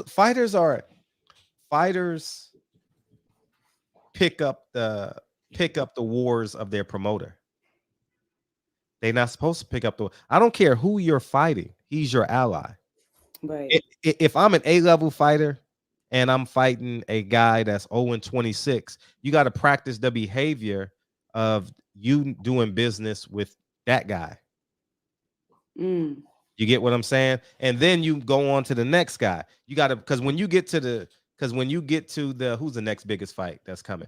Terrence Crawford, Errol Spence. When you get to the Terrence Crawford, Errol Spence phase of your career, you're gonna be like, then hey Terrence, how much you getting? Mm. Al offered me 13 million. How much Bob offered you? Because they can do the 60-40, whatever you want. The fighters don't know what 60. Fighters can say 60-40, 70-30. They don't know what the whole number is anyway. Right. Really. You get what I'm saying? Like, okay, Okay, Earl, you get 60, Terrence, you get 40. Nobody knows what the whole number is. Fact. You ain't got no one counting the pay-per-views. You ain't got no one. You ain't got no. Hey, who in the history of the sport did anyone ever ask Lou DeBello what was the gate? What was the merchandising? How much hot dogs did we sell? What was the total gate? What was the total pay-per-view? How many countries did we license this fight to? That's never a question by a fighter to a promoter. They wanted to have a guest appearance. This Yeah. This is my little girl making all that noise. Facts. And the pumpkin.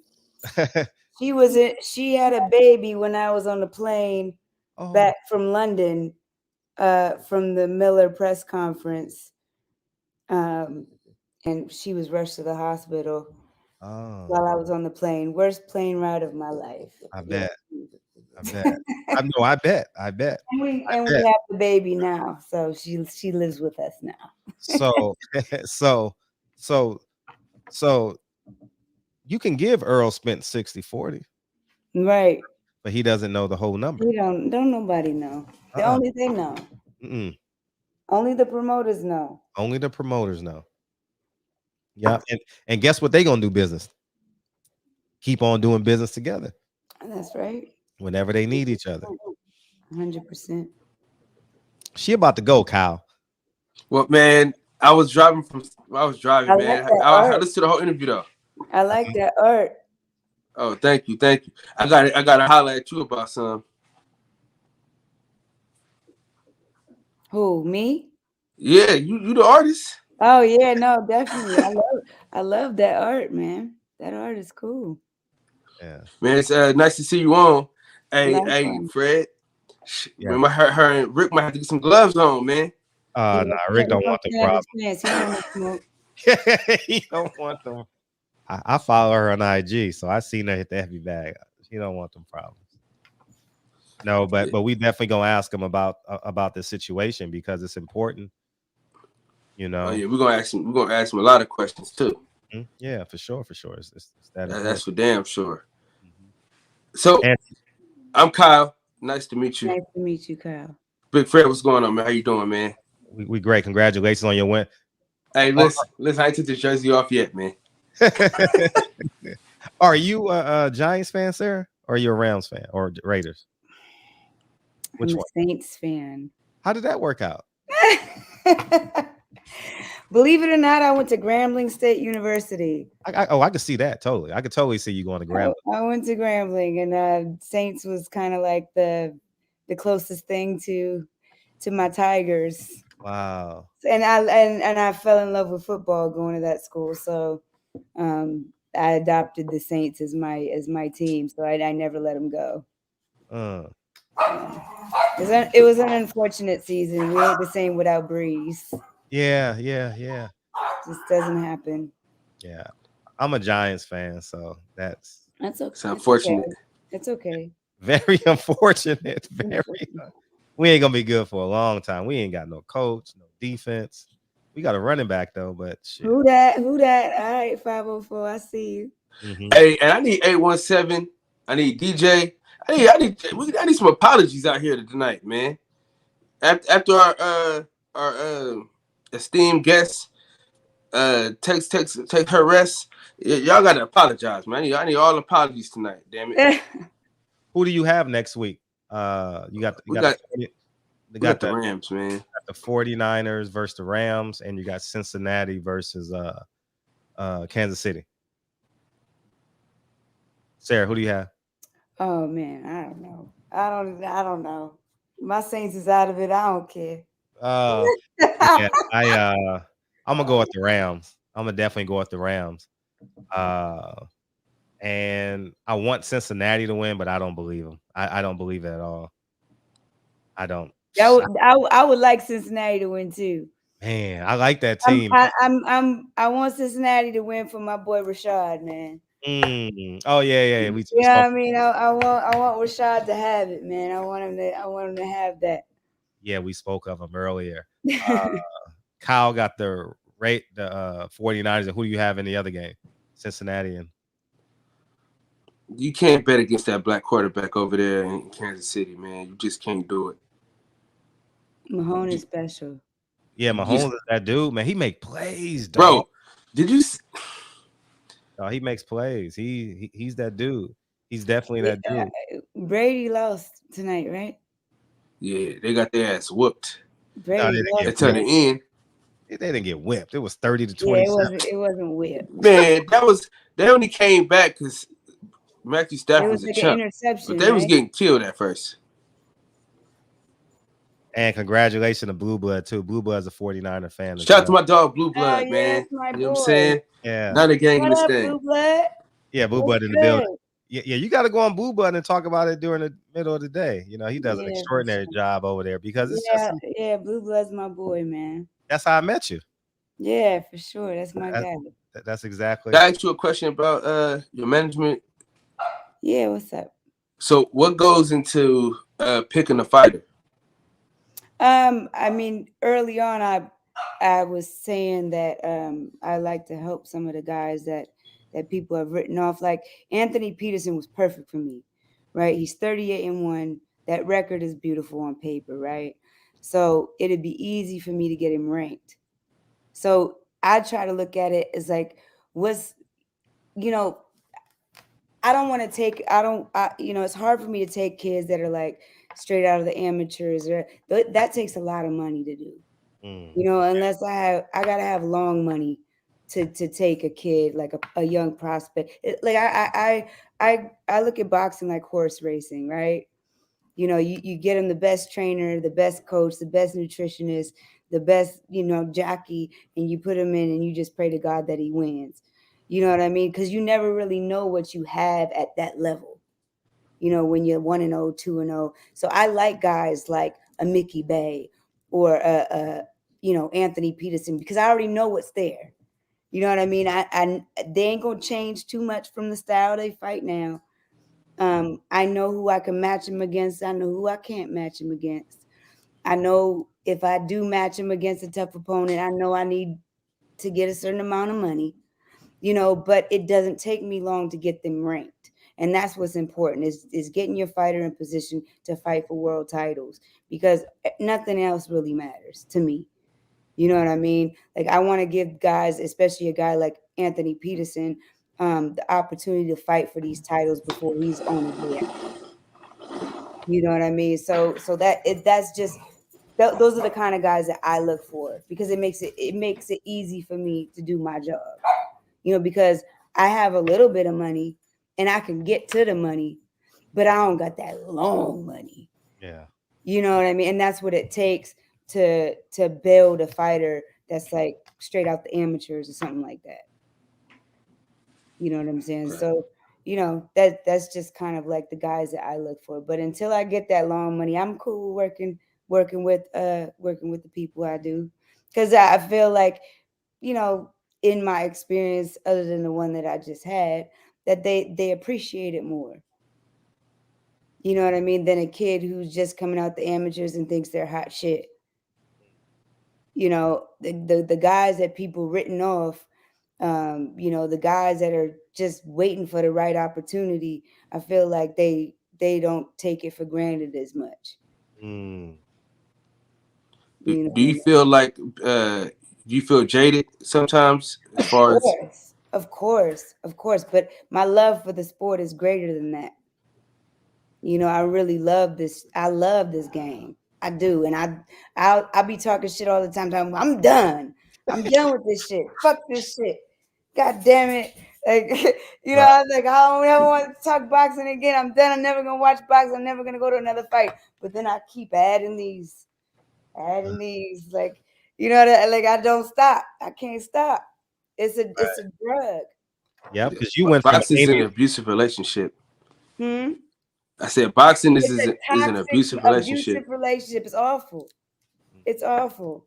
It's a gift and a curse, man. It's my beautiful struggle. You know what I mean? And it's all right.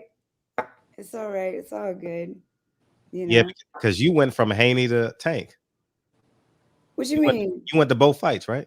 Did you go to both? Yeah, fights? yeah, I did. Yeah, I did. I went to Tank just because I was in LA. You know what I mean? I'm regardless of what beef they got, I'm still a fan. No, You know as what you I know, mean? He's still exciting to watch. that speaks I'm to a your fan love. of the sport.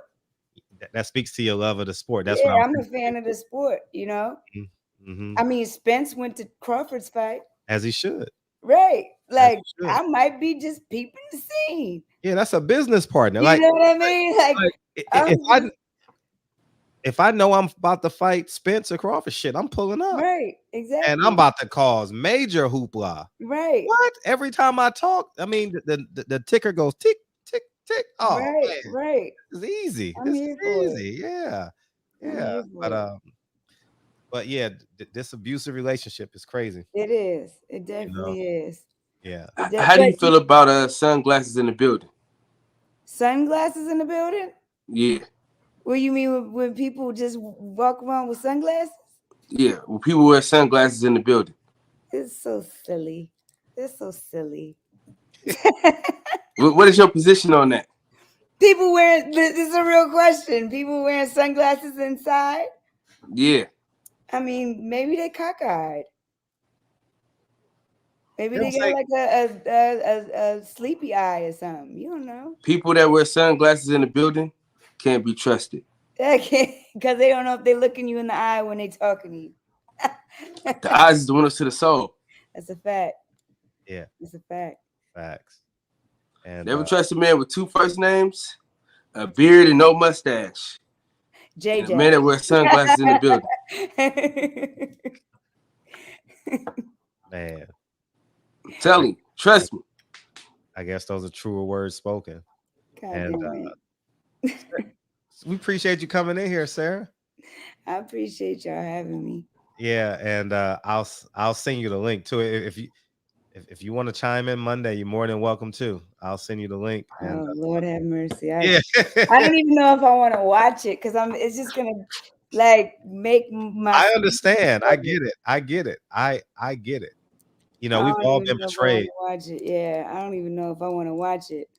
Yeah, we've all been betrayed, man. We've all been betrayed. It's the sad thing is that's I mean, listen, Rick Glazer shouldn't even be talking about it no more because he had a phone call made to him. You know what I mean? And he made a promise to that person that he wasn't going to talk no more. And he was going to leave me alone. But apparently, yeah. I don't know. Yeah. Yeah. We'll see. We'll see what happens. I'll tell that person to chime in. Yeah. I'll tell them to chime in. You've been getting your Lil Wayne on throughout this whole show. I mean, my little lighters, my like nervous twitch, right? Yeah. I have the same thing too. I do the same thing. Yes, every show. Oh yeah. Got your little pink. Yeah. I do it every show. I play with it every night. Lighters in the air. Yeah, man. Yeah, whenever I heard that in my 20s, I was like, Lil Wayne about to drop. You know. But yeah, it was a pleasure having you on. Actually, Devin Haney was the last fight I went to in May. That was the last fight. What do you think about that fight? Devin Haney. Oh, I didn't go to the Jojo Diaz fight, but I thought I went to the Linares fight. That's the fight I went to. Okay. Yeah, so That you was saw more than a year ago. Melissa's fight. Damn, that was a long time. That was probably longer. But Devin's right there. I think he has a promising future. And he's gonna be a star, man. If he's not already, he's probably a star already. And he got a bright future. The problem is, as I tell Bill and we argue sometimes, you're gonna get blackballed. How you gonna navigate that? How you gonna navigate those? How you gonna navigate that stuff? People been saying he gonna get blackballed for the longest, but they doing all right to me. No, they doing well financially. You know, they been, I personally, I was telling him, he needed to sign with this person, sign with that person, sign with this. He went the longest time without signing with nobody. Yeah, and and prove me wrong. Yeah, he was Eddie Hearn was they end up working well together. His timing was great. Devin's timing was great. He's he's a lot smarter than what he lets people believe. No, you got to be smart to put your son in a position. Like he really, he's a chess player at life. You know what I mean? Like he really has. He's taught me a lot by being around him, and there's a I'm I'll be the first one to say I'm very emotional. I'm a reactor. Uh-huh. I react a lot of times before thinking, and I'm trying to change that. I'm growth, honey, growth. Trying Yeah, to change my ways. yeah. No, But I mean, BH would always sit me down and have conversations with me about that. And he's a very intelligent dude, man. Really, and great with people. Like he has somebody for some like yeah, different I agree with you. for everybody, like different roles for different people, and like he's kind of like a puppeteer almost. Like he has his hands in everything. I mean, he's an intelligent dude. I give him all the credit in the world for everything he did for his son.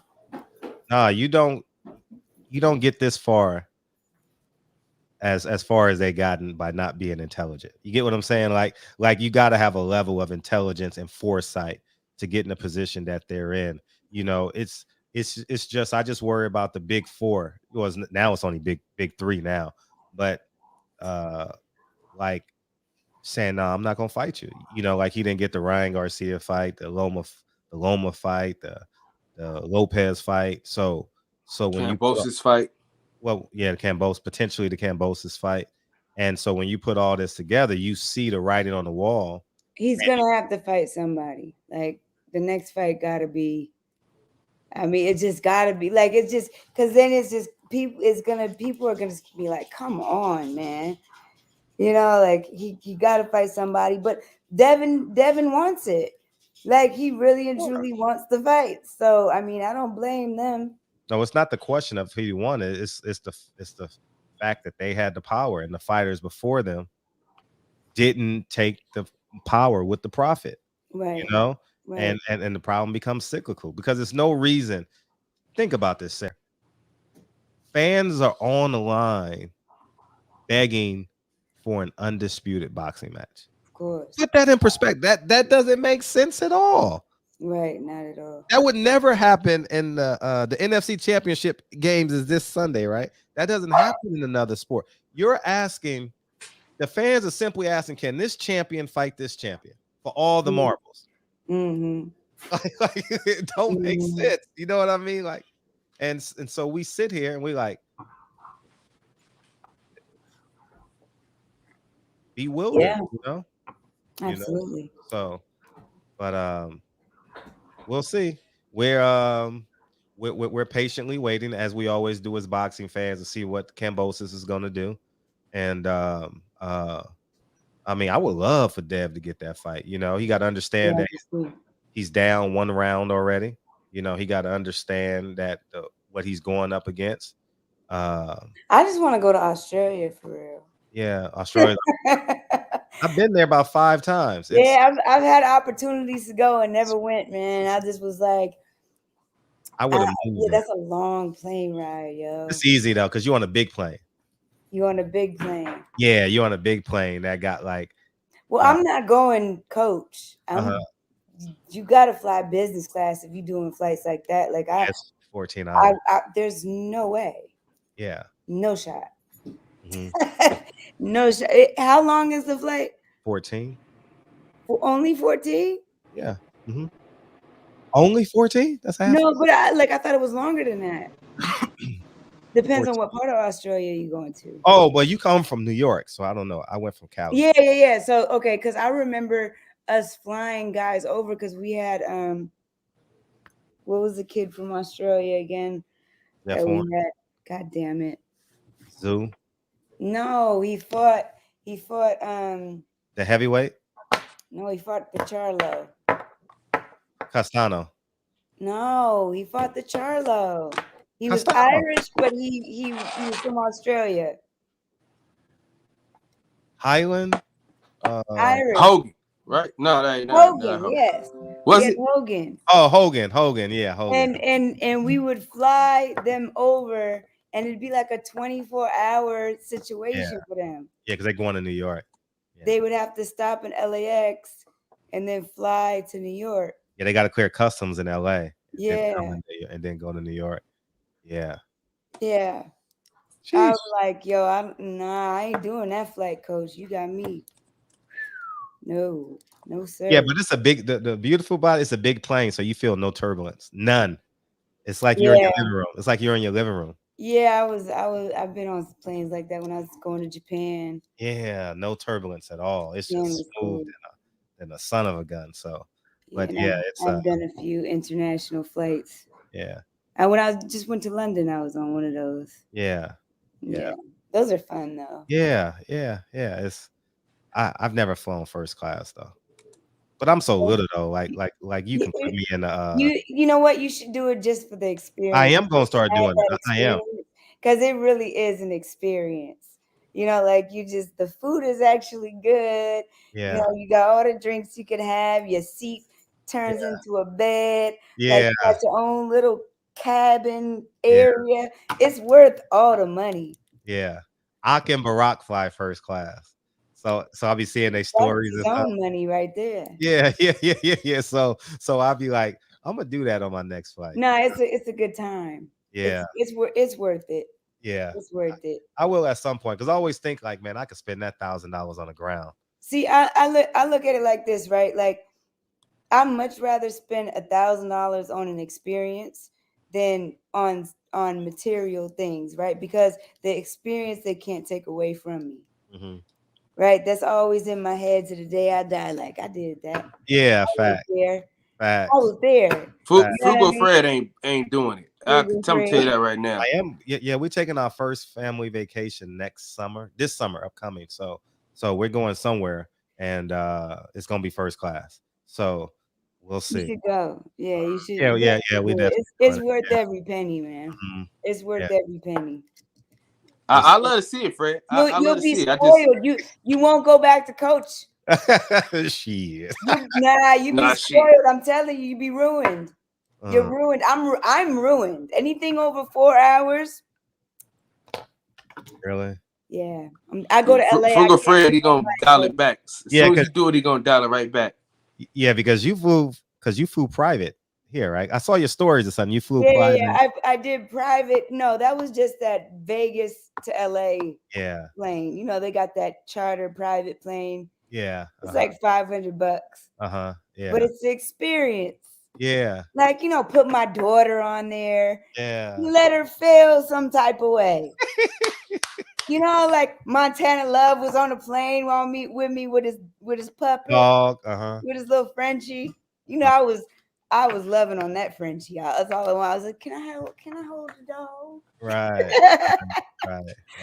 Now he's cool. I like Montana Love. He's a cool dude. Yeah, he's been in here. He's hopefully it works well over there. We're supposed to have a boxing match on the Creed, on the Oculus in the metaverse. I told him you don't want no smoke. Oh, you doing that a lot? The boxing? I got the Oculus. Yeah, I got the Oculus. I'll be out there whooping ass. Man, those social media joints be funny as hell. I love it. It's so cool. Yeah. But, it's so cool. Thanks again for coming in here. Yeah, man. Thank you for having me, man. Thank 2 you. hours. We got 2 hours in. Yeah. I don't want to do another one. I ain't trying to match Glazer. But Thank you. God bless y'all. Thank you for having me. I appreciate y'all. Thank you for coming on for sure. Y'all could catch me on the gram. Yeah. Serafina. I just started following you too. I'll follow back. Yeah, right now. You about to go live right now though, aren't you? Am I about to go live? I don't know. You paint every night. I mean, or every other night. Oh no. This one I just am working on right now. Let me see if I could get this. Damn. That's for the jeweler Aviani. Mm-hmm. Oh yeah. That's for him. Yeah, that's his wife. That might be a little too rich for my blood. But yeah, y'all. Thank you so much. I appreciate you. Thank you for having me anytime. All the time. Thank you, sir. Blessings to you. Yeah. All right. Likewise. Peace. Thank you for Sarah coming on. That was For awesome. sure, for sure. Big Fred, we got to make the top 10 now. Of what? Outside the ring. Oh, and the funny thing, we probably would have left her off the list by accident just because. Yeah. What's up, Max? What's up, Max? Yo, what's up with the boys, man? Apologize. Who? Not him. That's DJ. Nah. and, He got to get it. Nah. Because he was on my show with that bullshit. With what? Nah, someone owe you $100 though. Apologize for what? No, he don't owe me the 100. He don't owe me the 100. Oh, But Keon owed me dinner though. When we go to Dallas.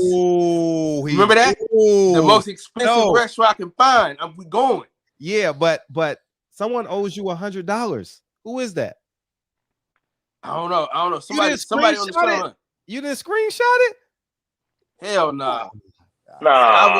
Listen, that's a contract.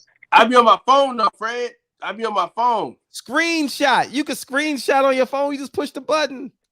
No, listen. When I be on StreamYard on my phone. It don't matter. You got the comments. You screenshot it. I never seen it. You can screenshot anything on your phone. No, I don't be seeing the comments though. Go to live comments. Click the button where it say live comments.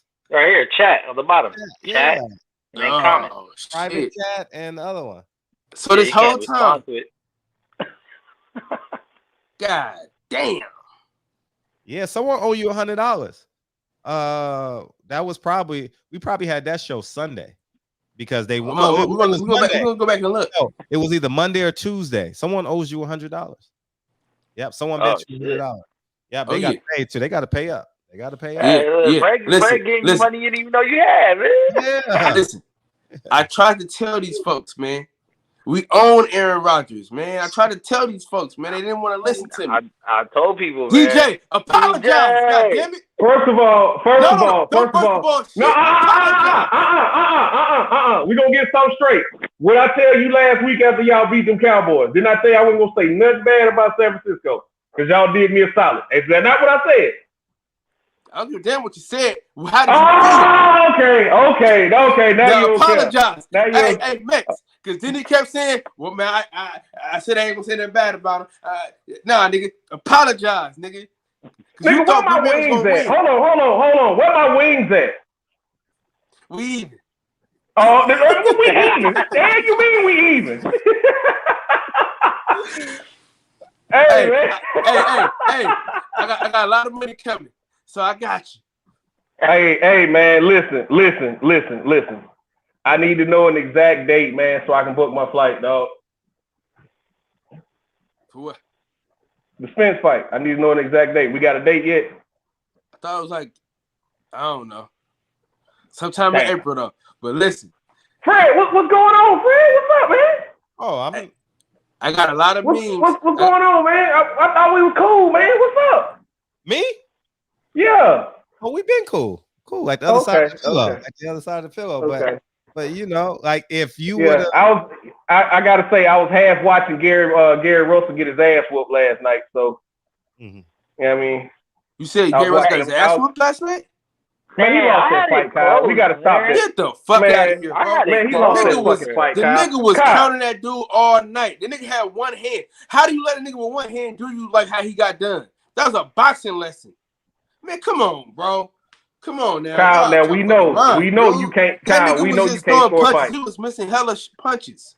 Kyle, we know you can't score fights. Man, you got your fucking mind, man. If you thought that nigga beat Gary Russell last night, you're fucking crazy. You score fights with your heart, not with your eyes, man. It's okay. I get it. Man, please. I get it. You felt like Gary Russell should have been whooping his ass. I was watching a fight last night with people that don't even really watch boxing like that. And they were saying the same thing that I said. They like, bro, how did he win that fight? All he kept doing was running to the same left hand.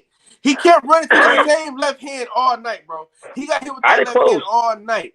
He didn't set up with no jab. Nick, who won that fight? Barely even fainted. I get off that goddamn fence. Who won that fight, man? I had a 7-5. We gotta be honest. We gotta be honest out here, man. Gary lost that fight, dog. Hold on, let's talk about this. Can we say this though? Gary Russell's a champion. You gotta beat the champion. bro. You can't just skate by. You listen, dog.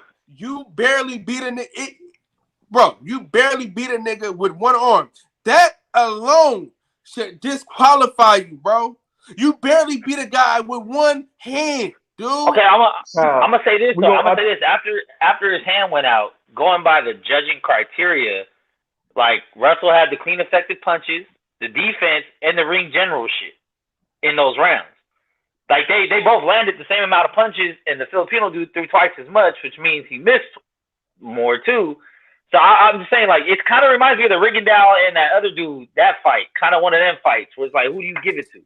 The guy landing a couple if that's the case, then Adrian Broner undefeated. Because if that's the case, then Adrian Broner undefeated. Never lost. Don't got no defense. What? Okay, yeah, I'm done talking about it. Okay. Adrian Broner got defense now? He's turning dudes in the middle of the ring? No. Adrian Broner don't throw no punches. That's his problem. Oh, let me take my goddamn jacket off. Y'all done got me. Bro, the motherfucker had one hand. How the fuck you kept running into the same punch? He ran Man, to that Deontay same Wilder had one hand. Deontay Wilder had one hand. He made no adjustments. Deontay Wilder had one hand. I will say this though, I wasn't really impressed with the other dude being that, you know, Russell had one hand and he still couldn't take advantage of it until maybe like the later rounds he kind of started doing a little more. But he seemed like stuck on stupid for a couple of them rounds right after. Like he didn't know what to do. It's like the dude got one hand. Gary was trying to pick his shot because he had one hand and Maxwell was outworking him. He was outworking him. Nigga, just because you throwing punches, that don't mean shit. He missed hella punches. He looked okay. dumb. If that's the case, stop this shit, if that's the case, Kyle, we gonna watch it again tomorrow. We can watch it again. We can watch it again. We can watch it 1,000 times, bro. We gonna watch that. That nigga missed. Because according to you, Castaño didn't win a round. You sound like Al Bernstein right now, brother. I'm gonna be honest with you. Hold on. According to you, Castaño didn't win one round of that fight. What? Yeah. According to you, Castaño didn't win a round. So we all know your score would be a little off. I didn't say that. Stop. Man, well, your score would be a little off, Kyle. Man, you had that fight like 9-3, 10-2. I had it 7-5 with Russell losing though. That is what I scored it though. But I think it was close. I see the draw. Like that one judge had it a draw. I wasn't mad at it. There was about 3 close rounds, 3 swing rounds. Bro, that shit was ridiculous. And I'm gonna tell you, it was a setup from the jump. That shit was a setup from the jump. He didn't get set up to get his shoulders fucked up. Listen. So y'all gotta put 2 and 2 together, bro. Listen, I'm telling you the truth, bro. Everybody put 2. Yeah. Maxwell put 2 and 2 together. Maxwell put 2 and 2 together. He didn't do shit, bro. Stop, bro. He missed hella punches, bro. He lost. He lost, man. It's okay. He lost. Bro, he did not lose, bro. All right, then Tio won then. No, you know who lost? We lost because Gary Russell ain't gonna fight for another year. He's done for 2022. He's gonna have surgery, recovery before a camp. Like, he ain't getting another fight this year. Listen, bro. They had him losing the fight as soon as the fight started. The nigga hit him with a couple body shots, and they was like, "Oh my god, he's taking care of the fight." Shut the fuck up, man. I don't listen to the commentary. They didn't even talk about Gary Russell outclassing that nigga with one hand, bro. All they kept saying was, "Oh, he's busy. He's busy." Come on, bro. You gotta hit a nigga though, DJ. Yeah, I didn't hear the commentary. I was watching. Hit the motherfucker. Yeah, I don't watch the commentary. I don't listen to the commentary. I like to hear the commentary so I can argue with them niggas in my own home. I'm like, y'all out your fucking mind, man. What the fuck y'all watching? That's what I be saying. We out your fucking mind, man. That's what I be doing. Fuck out of here. Man, 150, 113 was accurate for me. He didn't get blown out, but he definitely lost that fight. He didn't get blown out, but he lost that fight, bro. He lost that fight. You couldn't blow out a nigga with one hand. Bro. Yeah, but I'm saying because of that, dude wasn't impressed. Listen. He literally beat the nigga with one hand tied behind his back. You a sports fan. You a sports fan, bro. You a sports fan. Gary been telling us for the last 2 weeks his shoulder been hurt. Once he made that walk, that shit was dead, bro. Nigga, that shit, I don't want to hear shit about him fighting with one hand. I don't want to hear shit about him fighting with one hand. Once he made that walk, out of there. You can be dragging your ankle around all week. Debo Samuel can drag his ankle around all week, but once he touched that field, you expect him to produce, don't you? Hey, brother, don't speak that evil, Ricky Bobby. You got to say somebody else, brother. Say somebody else. Don't say Debo Samuel, please. Jimmy Garoppolo. How about that? Yeah, fuck him. But let me say. Hey, back to the original reason why I called up here, and I'm gonna get out of here, Fred. Okay. You expected me to go with Jimmy Garoppolo over Aaron Rodgers? Yeah, absolutely. Point. Because the defense is better. Listen. All I know is my preseason Super Bowl pick is still alive, and if it happens, I'm gonna make a lot of money. What's your Super Bowl pick? Rams Chiefs. We ain't finna win a lot of money, my boy. Rams had the third best odds, and so did the Chiefs. The Chiefs was behind the Titans and the Browns in the AFC, and Rams was behind Tampa and Green Bay in the NFC. What happened if the Chiefs go to the Super Bowl? Do you get some money? Little to nothing, but I'm betting on the Rams. I'll probably make my money back. Brother. I'll probably make my money back. But if both of them make it, listen, we owe them some bitches. And let me tell you this. Yeah, y'all kind of do own them though. Y'all kind of do own them. Hey, listen, they fucked up today. They fucked up today. They fucked up today. Yeah. Because I thought they were gonna choke it down. I thought they were gonna choke it down. The Bucks ain't got no wide receivers at all. The Bucks? Yeah. The Bucks got one wide receiver, bro. Okay. One. Let's say one. They in trouble. Okay. I want 817 to bring his monkey ass on because he got to change that icon to the. But congratulations, you are in the NFC Championship, guys. Congratulations, sir. Listen, man, I knew it. Y'all motherfuckers didn't know. I knew. I told y'all niggas. The hell up, man.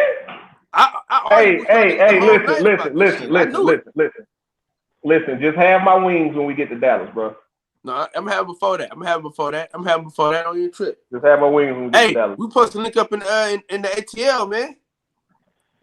Oh yeah, at the end of February.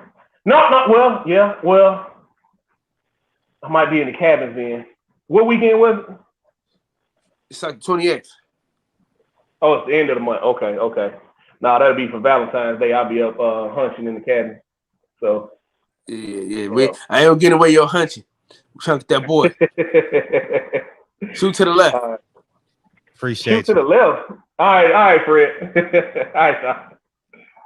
I'm gonna find out. You gonna box the section tonight, Kyle? Absolutely. All right, I'm gonna get it in over there and talk that shit. What up, Champion Heart? I'm gonna find out. Let someone else get up in here. I'll fuck with y'all. See y'all. Appreciate you, Max. Champ. What's going on, man? Hey, listen, Champion Heart. If you ain't gonna do your interest, man, you might as well not even come on, man. Hey, man. Yeah, Gary, man. If he had 2 arms, he could have possibly knocked that kid out. That kid is not as good. Trash, as they say. And what's his name? Freddie Roach is overrated. How do you not have your man adjust when you fighting a 1-arm man and you keep walking into the same punch? I could not understand that. And I'm like, how do you not tell your fighter? How do you not make adjustments? That's crazy. Yeah, you're right. You know what I'm saying? So what I think is they needed that belt. Gary was holding stuff up, and they needed that belt. They needed to get Gary up out of there because they got to build. They got to build this kid. You know what I'm saying? He's got the Pacquiao behind him. You know what I'm saying? This is a kid they got to build. So and it's better to build this kid with a belt. You know what I'm saying? Because now he's the world champion. So they needed that belt. They had to get Gary up out of there. You know, and plus, man, Gary is too old to be trying to make 126. Man, I think he needs to go up. What do you think about that? First, I appreciate you, W Right Side in the Cash App. Thank you, dog. Truly appreciate you. Thank you. And the other day as well. Thank you. I mean, he has to go up because now he got to go find a fight. So Right. he's gonna be on the opponent's side, and I have time to stretch out and talk about it tonight. But tomorrow we're gonna come back with the same subject matter tomorrow because I Okay. think Al Haymon is a piece of shit, and Yeah, we definitely got to talk about this tomorrow. yeah, 'Cause I'm I'm so done with him. I'm so done with that dude. How the hell you run through $1 billion and now you want to, and now the fighters you came in the game with, you selling them off to Manny Pacquiao, Samson, and Louis DeCoopers. I don't get this shit, man. I don't get it at all. I Bro, mean, it's I know why. disgusting. I'm just Fred, done. that shit was a setup from the beginning, bro. Yeah, you make, how the hell the commission, you putting on fights in the city, and another thing for Gary to worry about, oh, you got to shave your beard now. You got to trim your beard down now. I mean, it seems nominal, but it's like, damn, how many times you gonna nick me? The scales are off, you know. I've been with fighters that too many fighters to count, where they'll go down, they'll send somebody down to put the scale next to the other scale, and they'll go with the fighter. They'll weigh in on the scale because they put the scale up maybe 3 or 4 hours, maybe 5 hours, or maybe sometimes the day before. I don't know the exact time about that, but they'll put the fighter down, and they'll, even though it's not perfect, but as close as it can, they calibrate it to the thing, and Gary's a half a pound overweight. That seemed weird to me. You know, and so I just sit here and I'm like, I just think Al Haymon is the worst guy ever, man. Like, you already took your 300 or 400 million off the top, 100 million off the top from the damn hedge fund. But we'll talk about it tomorrow because I need to stretch out on this shit. I really want to stretch out on this shit because Fred, it just seems, a piece of if shit. you heard the commentary, yeah, I heard commentary from the beginning of the round, mm-hmm. from the beginning, they talked about how this dude was doing something. I'm like, bro, he ain't done shit. He missing hella punches. Like he hit Gary Russell like once or twice, and they give him the round. It's like, bro, the man ain't done shit. But I felt it was a draw at the most. I don't think he did enough to take the belt. But had Gary had two hands, it would have probably been a different fight, man. But people are saying, oh well, he could have backed out. He couldn't back out. He had to take that fight. Man, he couldn't. And bro, I've been out for 2 years, brother. Yeah, and that's another thing. So you telling me you've been out for 2 years, you've had this injury all this time, and you didn't get it fixed? Talking about you wanted to rebuild the muscles around it, man. No, man, do the surgery and get that. That's your livelihood. Do the surgery and get that arm fixed. Yeah, that perspective is right. I just want to. The other side of the perspective is, you don't know when you're fighting on PBC. You have no idea when you're fighting. You don't have a schedule. It's not like, well, we're gonna run you in May and Gary, so you got 6 months to go heal this injury. No, they tell every fighter you're fighting in April. You're fighting in May. Every fighter gets told the same thing. You're fighting in this, you're fighting it, and they don't fight. And then 6 months turns into a year, and then unfortunate for Gary, it turned into 2 years. So the saddest shit about this whole thing is Al Haymon's black, right? Because we want to go to the black card, right? Al Haymon's black, Gary Russell's black. He didn't have enough confidence in Al Haymon to postpone the fight. He didn't have enough confidence to say, well, I can call Al. He like, shit, I may not fight again. And like I said, I don't care if you're Michael Jordan. If you ain't made $1 in 2 years, you need to make money. Right. You know what I mean? I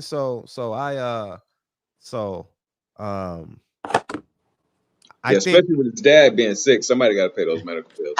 Yeah, and yeah, you're right. And just the amount of pressure. See, his life is his life. So I can't say, well, you know, the things that he's going through, he signed up for the fight itself. So I'm just going to stay on the fight. I didn't score the fight because I thought Gary was just going to beat him. So I don't know who won the first 6, 7 rounds, you know. So I wasn't scoring the fight. So when y'all say this happened, I Right. don't know. I just know it was a close fight. And but I look at this shit now. You ruining the people that came in the game with you.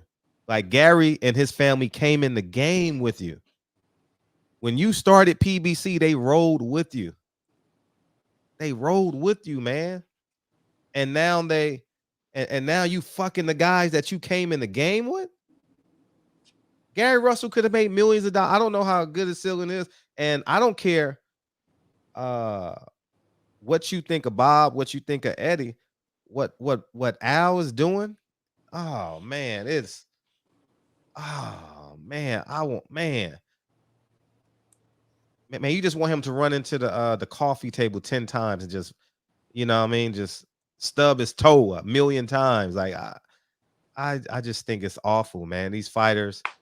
Now we'll get the schedule for PBC. That's the only card of the month. Mm. The next only card, February 26th on Showtime. You know, so they got the pay-per-view, but you know, so I mean, people acting like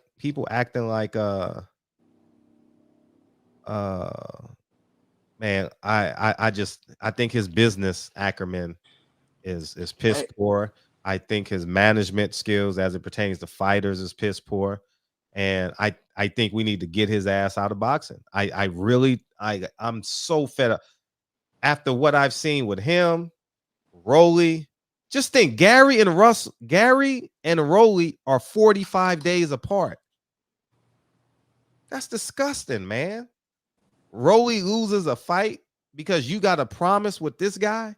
What's the guy's name? Manny Pacquiao and Samson and all these guys.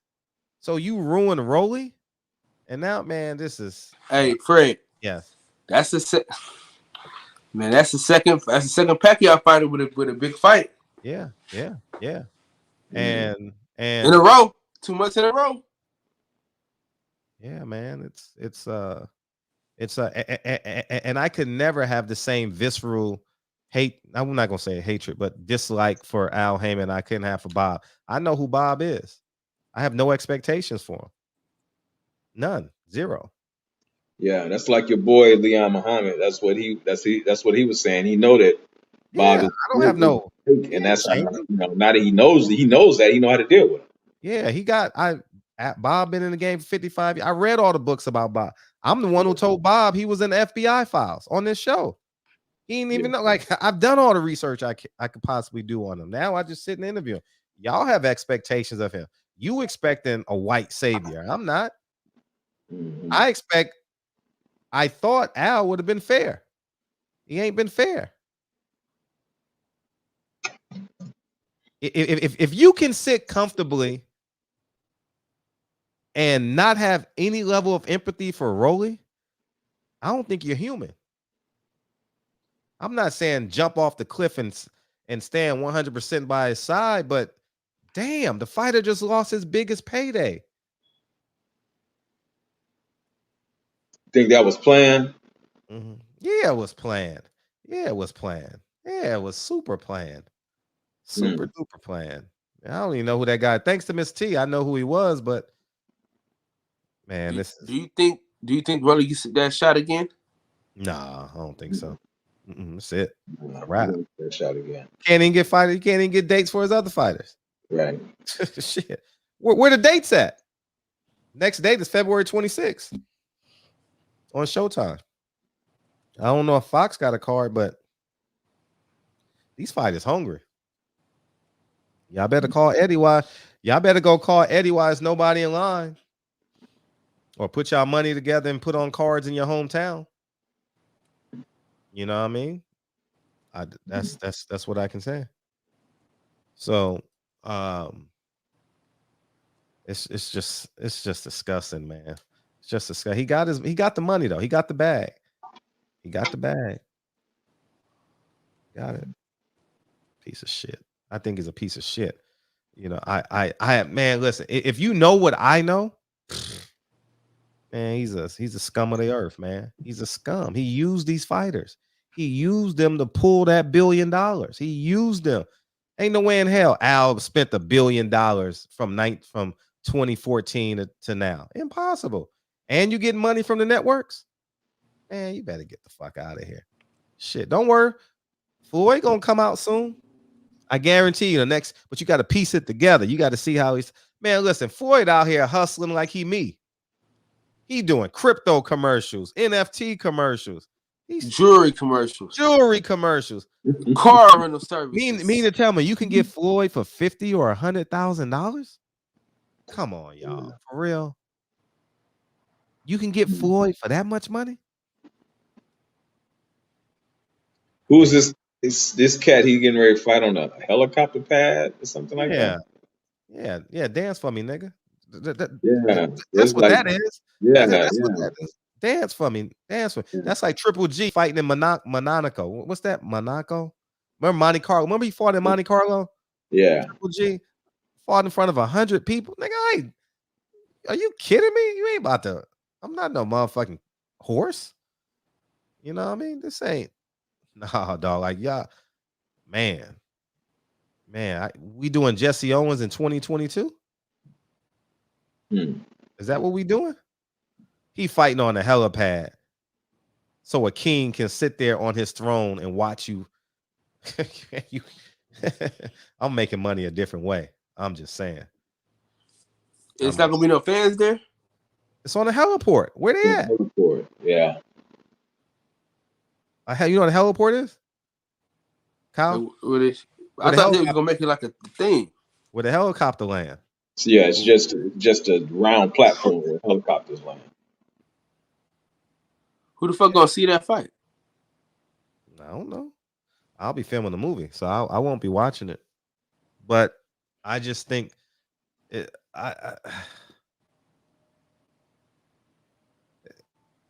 we sit here and pretend it's not happening. Look at TMT. They ain't got nothing. So it is what it is, man. It is what it is. I think when you know better, you do better. He used these fighters. He used them. Now he got a whole new fleet of fighters. Whole new fleet. Charlo about to get his ass beat. Well, he gonna fight Canelo on an 11-month layoff? Man, go to bed, Champion Heart. Get out of here. Yeah, I'm tired, brother. I'm about to salute to you, brothers, man. I gotta lay it down, man. Oh, that's love, man. That's love. Right now. Appreciate it. I can't wait to title the show tomorrow. Al Haymon is a piece of shit. That's what I'm gonna title it tomorrow. Salute, brothers. This one hurt. Robbery. I ain't even scored the fight because I knew Gary was gonna outbox him. I didn't even score it. I wish I had scored the early rounds. I didn't. I really didn't. So I don't know what to score because I don't have Showtime, so I can't go back and watch it.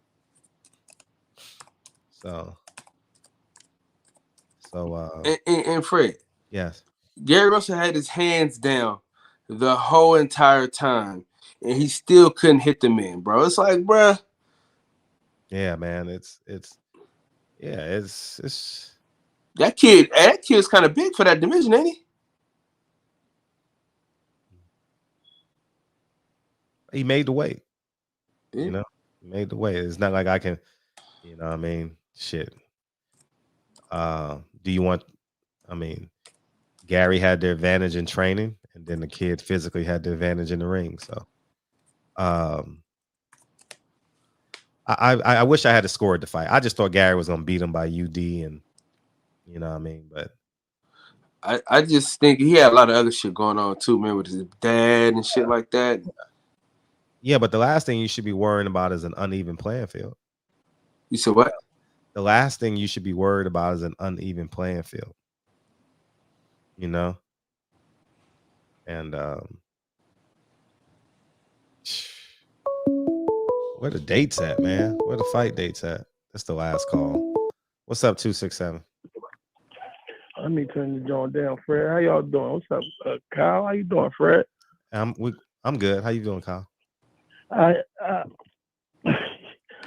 had Usually I call you off my 915 number, but I couldn't find that phone today. But I had text when I text you, I DM'd you the night before the fight. Oh, I didn't and get it. Told you you did because you replied. I did. No, you didn't reply. You put the little dumbass heart. Unless that's just a random. No, thing. you DM me then. You DM me then. Yeah, I DM'd you. Yeah, you didn't text me because I would have. I don't remember. No, my bad. I said Gary Russell. I thought he was gonna go down on the fifth. I said Gary Russell's gonna lose tonight. Hey, I don't know. Is that the new Filipino kid? Who is he signed with promotional wise? He signed to Manny Pacquiao. So would that mean he's PBC? Probably via PBC. Yeah. Mm-hmm. Well, we have seen a new star. Manny Pacquiao decided to go into the sunset, go around politics. He's not fighting anymore. Welcome to the new area. What's his name? I don't even remember his name. I know his name is Mark. This is the new era for him. The same way people love Manny Pacquiao against other fighters, and the same way they marketed Pacquiao as the nice Christian, wholesome guy outside the ring, but the killer inside the ring. This is it. This is Manny Pacquiao 2.0. And even if Gary Russell's hand was broken or not, or arm or however, and they did rob him, they was going to do the job anyway. His next fight, I don't even know if it's is it a rematch clause for it? I'm going to talk about it tomorrow. No rematch clause. No rematch clause. See, when Al Haymon wants to use a fighter, that's how he gets him. He did the same thing to Sean Porter. There's nothing there. And you know what? I was talking to a brother of mine, and I was telling him the one promoter that I always see that guarantees his rematches. I don't know how he do it. Is Eddie Hearn. Yep. You can take that loss, but that rematch is going to be there no matter what. He's going to have that rematch ready for you. Everybody else, I don't know. We're going to go ahead and talk to the trainer. We're going to figure out. We're going to talk to Bob. We're going to talk to Al. If you were Eddie Hearn, the minute you lost and get the opponent's arm is raised and they put that mic in your face, we going for the rematch. We got an automatic one. And like you said, Al Haymon. But he was a mandatory though, so you don't really get rematches for mandatories like that, right, Fred? I mean, you can put anything in a contract. Shit. Yeah, I mean contracts are especially when you're considered the A side. Yeah, I want my rematch in case anything happens. Especially if Gary Russell says, as I seen what he said on Fight Hype. I've been dealing with this nagging injury since 2008. I mean, you can't. I like Gary Russell. I love him as a boxer, and I always applaud his conscious efforts to do African American or pretty much Pan African interests. Which again, I've always thought that the boxing world or the boxing community always seemed to give him a little backdoor hate for. But if you know your arm has been in a sling for what you say the better part of game of 12 years, you gotta put your rematch clause in there. So you can't really use that excuse because you said it's been nagging you since 2008. And you didn't go under the knife and you've been down for 2 years. So you should have been all right. Even if it was a bad injury, you won and held that belt for years with that same injury. But I just called because I just to put it on the record. We have seen the new Manny Pacquiao, and I would just to keep posterity on this day and prove to me, myself, and any other person that I know when I tell and what I've said that we're looking at the new Manny Pacquiao. When they signed him for a 5 or 6 fight deal with one of these major networks, most likely Showtime, you can see it. There it is. Clean cut Filipino guy. Just mold him into Manny Pacquiao. Same thing that we would hope they would do for Devin Haney or for Shakur Stevenson or for anybody that looks like one of us. Not going to do it. They got that Latinx name or got that look, even though he's Filipino, he's still anything but black. What did you say? Anything but ABN or anything but a nigga, or whatever however they call it. But he's it. And just had to be Gary Russell's a sacrificial lamb. Charlo's going down, he's going to get headed down that path too. I just seen something where you're saying one of the Charlos finally going to get the Canelo fight or whatever the case may be. if that's the case, they're gonna give it to Canelo, see him later, and that is what it is. Before y'all put the song on, man, Fred, I appreciate you taking the call. I hope every time I call, I like to beat the drum. You have to put that Black New Media Members Symposium together, Fred. It has to be done. I feel like you're the only person that really can put it together with the business acumen. And if you sat on here and planned to fight independently in less than a half an hour, you could put that together where everyone can meet up and meet each other in a formal way. Right. Y'all enjoy your night. I'm back in the chat. Kyle, enjoy your night. All right, big dog. Have a good one. Appreciate you.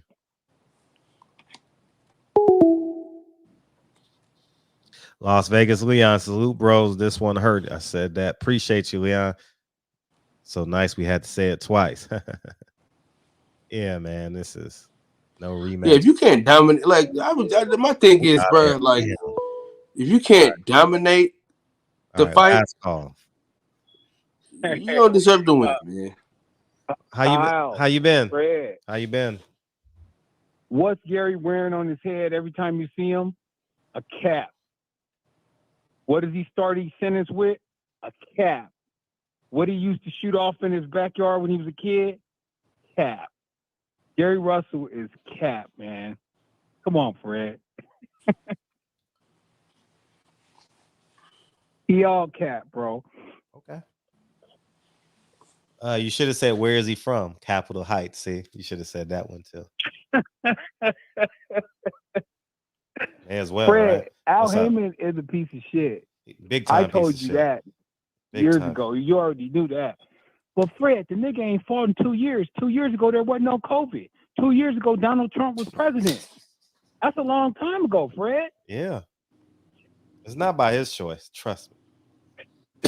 No fighter wants to sit out 2 years, dog. None. Fred, how many excuses do we got to listen to from Gary? No, I'm not. How many, bro? I mean, if it was anybody else, Fred, I would definitely agree with you. You know, I'm not an Al Haymon fan, but Gary Russell, man, this dude, he's in that position because of one guy, Gary Russell. Okay. I mean, so if that's the case, he should have pulled out the fight then. Yeah, how can you sit up and say, oh, it was my shoulder when you were out 2 years, nigga? What was you doing in 2 years? What the fuck was you doing? But no PBC fighter don't know when they're fighting. It's not like, I'm telling you, no PBC fighter knows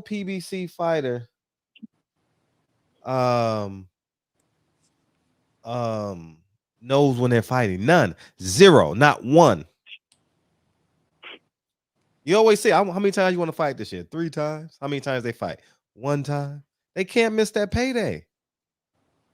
It's sad, man. How do you let another grown man string your life up like that?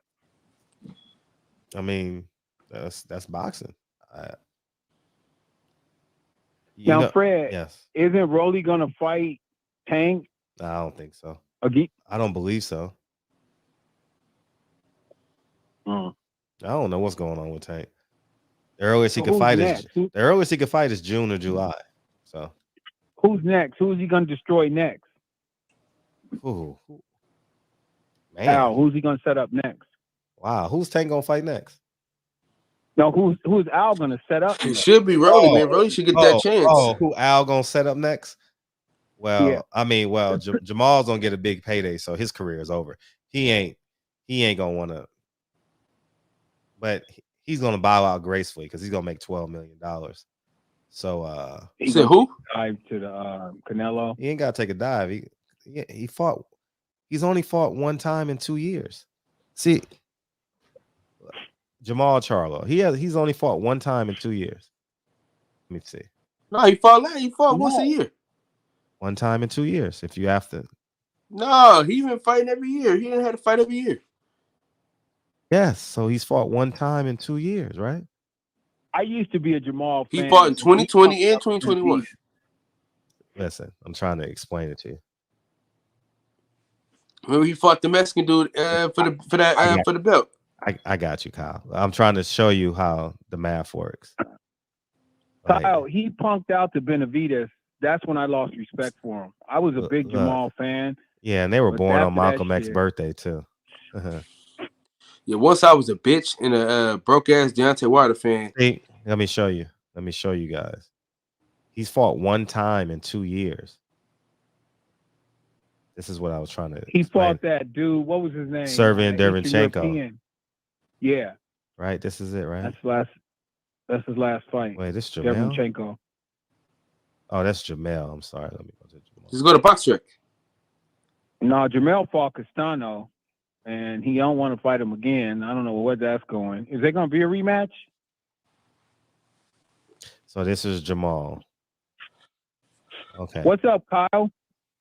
So he's fought from September 27th, 2020 to now. Mm-hmm. He's fought one time. Damn. You see what I'm saying? Do y'all understand what the fuck is going on? Do y'all really see what's going on? He's fought Montiel since the Servin Derevchenko fight. So he's fought one time since September 27th. So that would be a year. That would, God damn. Man, he gonna get his ass beat. Man, it's not even gonna be a fight. It's not even gonna be competitive. When is he supposed to fight? You can give a fight of $40 million as opposed to developing your talent. Man, I'm telling you. Carlos is fucking over their money, man. They doing up coke. Them niggas ain't, they just trying to get the bag. I don't know, but when you on that shit, dude, you just trying to get the bag. You don't realize that A, you're not that famous anymore. 2, you spending all your damn money. When you put the shit up your nose, you don't live in reality. You live in a different reality. You understand? Well, only can speak on what I know. And I don't know that to be true. They just want a bag. That's it. And look what happened to Sean. I mean, Sean just wanted the bag, man. I'm not gonna speculate, but that fight looked weird. Okay, and expect the Charlos to be involved in some similar shit. You know, money talks. So what's up, Kyle? What's up, Kyle? Kyle, can you hear me? What's going on, man? What's up, bro? Brother Charles. What are your thoughts, Kyle? What are your thoughts? Yeah, since I'm a broke ass, since I'm a bitch and a broke ass Deontay Wilder fan, you know what I mean? I really don't give a fuck. Come on, Kyle. We buried that, bro. Huh? We buried that shit in the desert. No, not you. No. I'm saying that's what Jamal Charlo called us. Oh, okay, yeah. Man, the Charlos is on that shit, man. They putting that yayo up their nose, bro. They're in a different reality. You understand? I don't hope they lose, but I'm never buying no merch ever again. Fuck you mean you don't hope they lose? You soft ass nigga. What mean you don't hope they lose? Nigga, they just told you broke, nigga. You a piece of shit. And you went, I don't want to hope they lose. It's hard to root against a black dude, man. I'm just being honest with you. He rooted against you. He don't care about you and your 4 kids. Shit. It's easy for me. Shit. Easy. Hey, it's easy. It's easy for me, man. Shit. That motherfucker said, Kyle, you ain't shit. I don't respect your money. I don't respect nothing about you, man. I'm not fucking with the dude. I'm not fucking with him. I'm done with that dude. He coming to LA. No more Charlo fights. Neither one of them. I ain't supporting none of them. No, I got Castano. Castano whooped him the first time. I don't know. I don't remember that fight. I just wish Tony Harrison. Kyle, what do you think? Who won that fight? Jamel or Castano? I thought Jamel won the fight. Really? It was close though. It was. I remember the fight being. I didn't score it in real time, so I think I went back and rewatched it, but I don't know who won. I don't know. It was a close fight. It was a close fight for sure. It was, but he don't respect that you worked 16s, you work doubles, and I don't know how anybody that can hear my voice can respect him. I don't know how anybody can. He don't respect you. Last thing I want to say, man, is that Gary Russell, you saw him tap dance out of the Haney contract. You saw him. He's just talking all this shit about Tank, all these people that he's never gonna fight. He priced himself out of every fight. And now all of a sudden he's got an injury. I'm not buying that shit, nigga. You was out for 2 years. You could have got that arm fixed any fucking time you wanted. Yep. You know, with Al, you'll die and go to hell before you get another fight. So you have plenty of time to fix your shoulder. And then you're going to set it up. Oh, I got a shoulder injury. Mother, get the fuck out of here. I told you about Gary when he was going to fight this dude in the first place. I said, Gary ain't shit, man. He ain't shit on a dookie stick. And look what happened. I have no feelings for him. Everything he did to his career, he did it himself.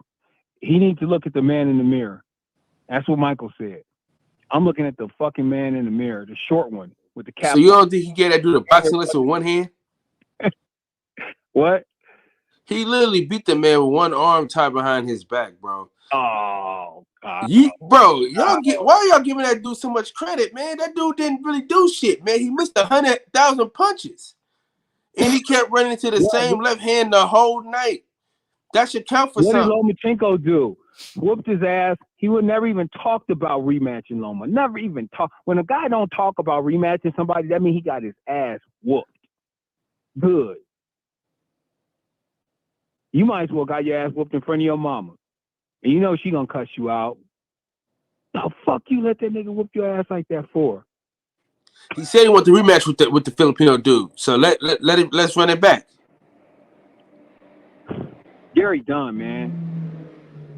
He done. Stick a toothpick in the center. I can't hear you say it again. Make sure.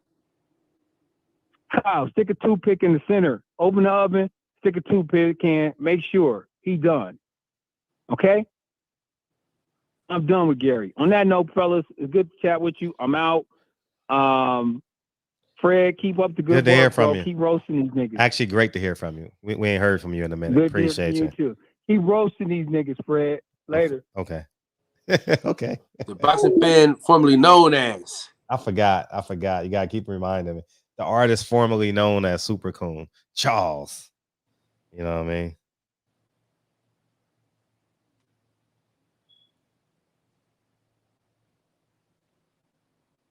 If you can't dominate a man with one arm as a professional boxer, bro, pack it in.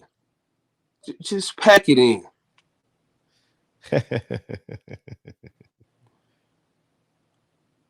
It's all right though. Raymond Ford gonna bust his ass though. Oh man, who was that? There was another name too. There was Charlo, and there was another fighter that just openly so disrespectful. Who was the other fighter? What? There was another fighter that was just openly disrespectful towards the fan. Oh, to Chris Colbert. Oh, Chris Colbert. Yeah, he's fighting. But he didn't really talk about. He didn't say anything about the fans though. He just talked about Deontay Wilder. Yeah, I just think, man, it's. Yeah, he never said anything about the fans. Yeah, but he ain't saying anything about the fans though. See. Oh man, yeah. Jamel, he you know what I'm saying. He said something directly to the fans, which are his fans too, with his dumb ass. Yeah, man, you can't disrespect the fans that are literally directly paying you. You know what I mean? It's you don't do business like that. Ironically enough, today is Derek James' birthday, so I can't supersede like my me wanting Derek James to win. Can't supersede like what's the word, like the support I get from y'all. Like I can't root for Jamel Charlo and come in here and say, hey, welcome to the barbershop. Hell no. I can't. I think that's disingenuous, a lack of respect for people who support me every night. And I can't do it. I can't do it. He's fighting in my city. I'm not going. Was he fighting out here? March 19th? I won't be there. And I'm kind of itching to go to a fight, but I'm not going to that one. You gonna be there somewhere in April. Hey, what's in April? Yeah, if I can get a plane, if I can get someone to charter a plane with me, I'll gladly go. You know what I mean? Because I want to get out Sunday morning. I want to get in Saturday at 3, go straight to the fight, and be out first thing. When you charter a plane, what's that doing? I've never chartered one before, but I want to. I've never done it before. But I mean, it's same as flying first class, basically. You know, it's not it's not as expensive as you think. You know, maybe $1,000, $1,500 a person Well, let's figure it out, Fred. per way. We have a barbershop flight. Yeah, if y'all want to, if we want to go together, I'll gladly arrange it. If we can get 6 to 8 people, I'll gladly book it. Yeah, I would. We can all. They gotta announce the fight. I'm gonna be there for sure. They gotta announce the fight first, man. Hey, listen, man. Keon, he in trouble, man, because I'm googling the most expensive restaurants right now as we speak. As you should. I'm finna clean him up. Yeah, yeah. I'll gladly. And that's on wax. Yeah, that bit was on wax. Yeah, it was. You got $100 out there too, though. You got to go back and watch those shows. But I didn't get a hold of that, so you know what I'm saying. But that Keon, he got the you earned it. You earned it the hard way too, in the snow. Man, for real. A special teams touchdown. God, dog, hey, these games have been. Hey, that game we saw before the Bills and the Chiefs, bruh. Listen, so I'm supposed to take my cousin home, my brother. You know what I'm saying, my nigga. I'm supposed to take him to the crib, right? Because he had him and his daughter came through for the weekend and shit. And so I was supposed to take him back, taking him back during the game and shit. Yeah. The game was so good, man. And it went to overtime. My wife was like, the baby got to get in the bathtub. Like, you supposed to been gone. I said, man, this game was too good. I can't leave. You know what I'm saying? It was 3 drives. It was like 4 winning drives in less than 2 minutes, dog. Yeah, man. It's and for those of you who love Al Haymon and who were unwavering on just living the truth, Bud Crawford is as cheap as he's gonna get. He's a free agent. He's in the court of public. His value has lessened. There's only one place he can go. Bob Arum doesn't want him. Eddie Hearn don't want him. So send all your pro-black energy, like send that voodoo, send it to send it to Al Haymon, and maybe he'll sign him. Man, them niggas in cahoots, man. Yeah. All 4 of them niggas in cahoots. I need y'all niggas to understand it. Them niggas are in cahoots, bro. They in cahoots, man. Yeah, it's perfect. And yeah, if the fight don't happen, if he don't sign them now, why would you make the fight? They gonna send Earl to Canelo. Oh, fuck it. Nah, we might as well just fuck him, man. We don't want the black dollars. That is a direct disrespect to the black fan base if Al Haymon don't make the fight with Earl Spence. Because where else can Terrence Crawford go? It's only one place he can go. You know, so we'll see. Why not? Bob in cahoots too, nigga. They all in cahoots, nigga. Yeah, Bob just does interviews. Listen, man, just cause we don't talk about Bob every day, that don't mean that nigga's free and clear of our shit. We get on nigga all the time. It's no business. But the thing about Bob Arum is he didn't come on telling you that he was going to save the black fighter and save the black fans from paying a lot of money for fights. He didn't come on doing that. Al Haymon told you that he was going to take care of the black fighters. Al Haymon told us that. Al Haymon said he was going to put on free fights for the fans. That's what he told us he was going to do. And that shit ain't happening. We ain't got no great fights on Fox or period. As you know what I'm saying, we have not. Mm-hmm. You see how I used that period? You see how I said you see how I dropped it on? Drop what? Did it? I said I was talking about Al Haymon, so I said period because like Leonard Ellerby, remember? Yeah. Yeah, I love Bob, y'all. Might as well just fit it. That's my best. Yeah, man. We know Bob Arum is a piece of shit. You know what I'm saying? We know he's a fucking liar. You know what I mean? World. Get over it. But y'all know but see, this is the thing. We don't gotta convince y'all that Bob Arum is a piece of shit. We gotta convince y'all that Al Haymon is a piece of shit. You see the difference? Everybody over here, we already know that they got that Bob is a piece of shit. We're trying to understand that Al Haymon is a piece of shit, like Eddie Hearn's a piece of shit, like De La Hoya's a piece of shit. They all pieces of shit, and they pieces of shit together. They in cahoots, man. I'm telling you, they all in cahoots. Yeah, but they're not gonna wake up. Don't I wouldn't even waste time convincing them. I'm talking to the people who have eyes to see and ears to hear. Everybody else, good luck to you. You know, I don't even know if we even talk about top ranked fighters in here. For real, for real. Fred, Yes. $79, man. That's how much the pay-per-view is? Are you out of your fucking mind? $79. It's not $49. Are you out of your fucking mind? Man, come on, man. My man.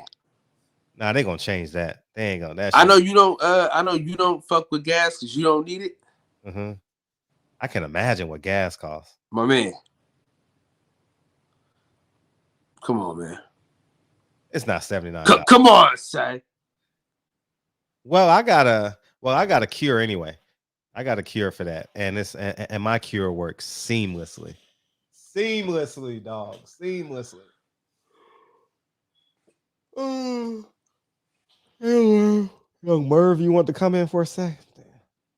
Come on in. Huh? I said, Young Merv, the cut man, want to holler real quick. I got no respect. $79, Fred. The man went from free boxing for all to $79. Like I don't fuck with the dude, man. Y'all do. I don't fuck with him. And it's sad that y'all lack common sense to even care about yourself more than you care about your love for boxing. You know what I mean? It's bullshit. It's bullshit. Al Haymon's a piece of shit. He used all the black. Hey, Keon, come on and jump on the panel. No, not now. Not now. Oh, we out of here. We out. Young Merv the Cut Man said he wanted to say something real quick, and we out of here. Not you, Crypto. I ain't talking to you. Nah, I'm good. Come in tomorrow. Young Merv from San Diego. You know, he comes in here and every night. Well, Keon, say something in the chat if you heard my bet. Oh yeah. Oh, Keon, you got a big dinner. You got a big dinner. You got to pay for. Damn, Keon, how you lose, dog? He always losing bets to me, man. He always losing bets to me. Aaron Rodgers couldn't get 2 touchdown drives. Oh, Aaron Rodgers is the Sean Porter NFL. Nah, he ain't that bad. He only got one championship. Bro. He only got one championship. One championship. Wow. How many MVPs he got? 2, 3? He got a lot. Damn. Who's better, him or Tom Brady? I'm going with Tom Brady. Tom Brady's a proven commodity, man. Mm-hmm. Okay. Listen, look at New England. What the hell they done since Tom Brady left? Tom Brady done been deep in the playoffs. Aaron Rodgers throws a great ball. And by the way, I will be interviewing Bob. We spoke Friday, but he was sick. I was sick. And I was like, Bob, let's do it next week. I woke him up. And I was like, nah, let's do it next week. So sometime this week, maybe Tuesday or Wednesday, we'll have Bob. If you haven't watched the Cameron Duncan, I interviewed Cameron Duncan Saturday. So I did that. And so hopefully more to come. So, and we'll go from there. So, yeah. Well, Fred. I guess Young Merv, the cut man. Hey, Crypto, you got to beam in tomorrow. Beam in tomorrow. We'll take your call tomorrow. All right. Appreciate you. No, beam in tomorrow. We'll talk about that. Well, Fred, keep your foot on these suckers' neck. Yep. You know what I'm saying? And thank y'all. See, imagine if I ended the show every night. Fuck y'all broke niggas. Imagine if I ended the show every night like that.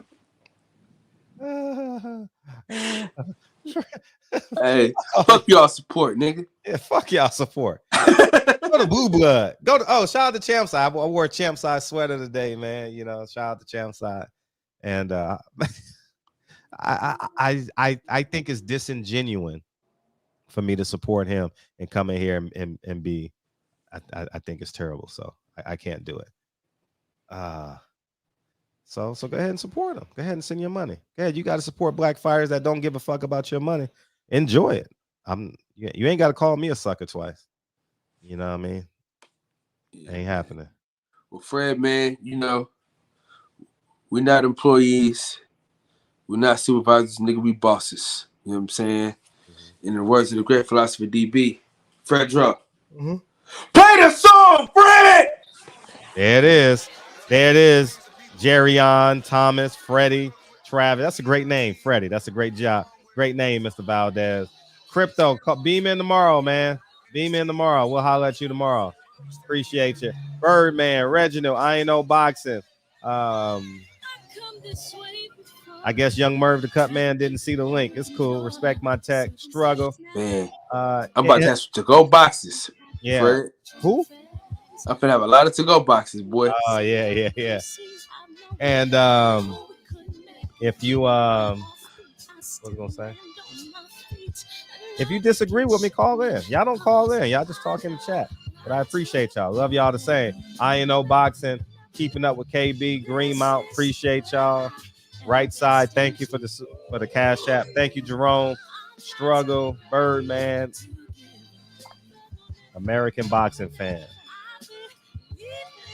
Man, don't forget, man. The Real War Story documentary, man. Y'all support the film. Oh, yeah. Make sure you go to Kyle's DM and click the link. And go to his Instagram and click the link. Or go to theboxingsection.com. People Hernandez, what it do, baby? What it do?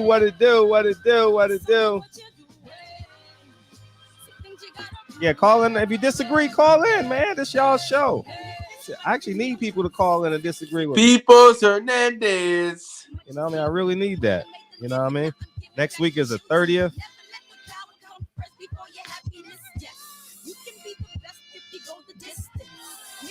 Sweat with your persistence.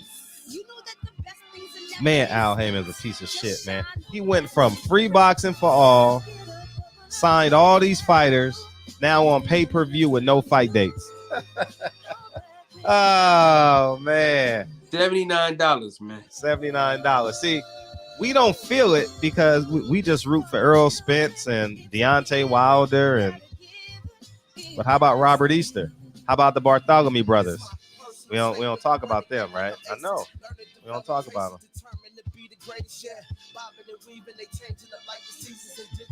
It's insane, Fred. It's insane. How y'all not mad at Al Haymon for charging $79 for this for Keith Thurman and Mario Barrios when they both lost their last fights? Yeah, and that's fucking crazy, man. I know. I remember getting on Eddie Hearn about that.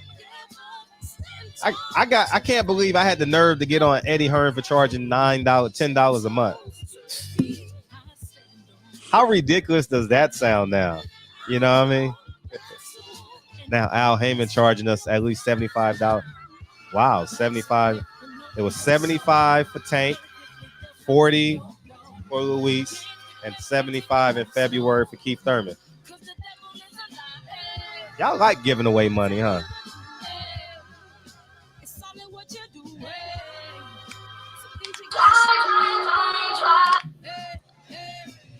Love y'all, man. Mayana. I'll see you tomorrow, Kyle.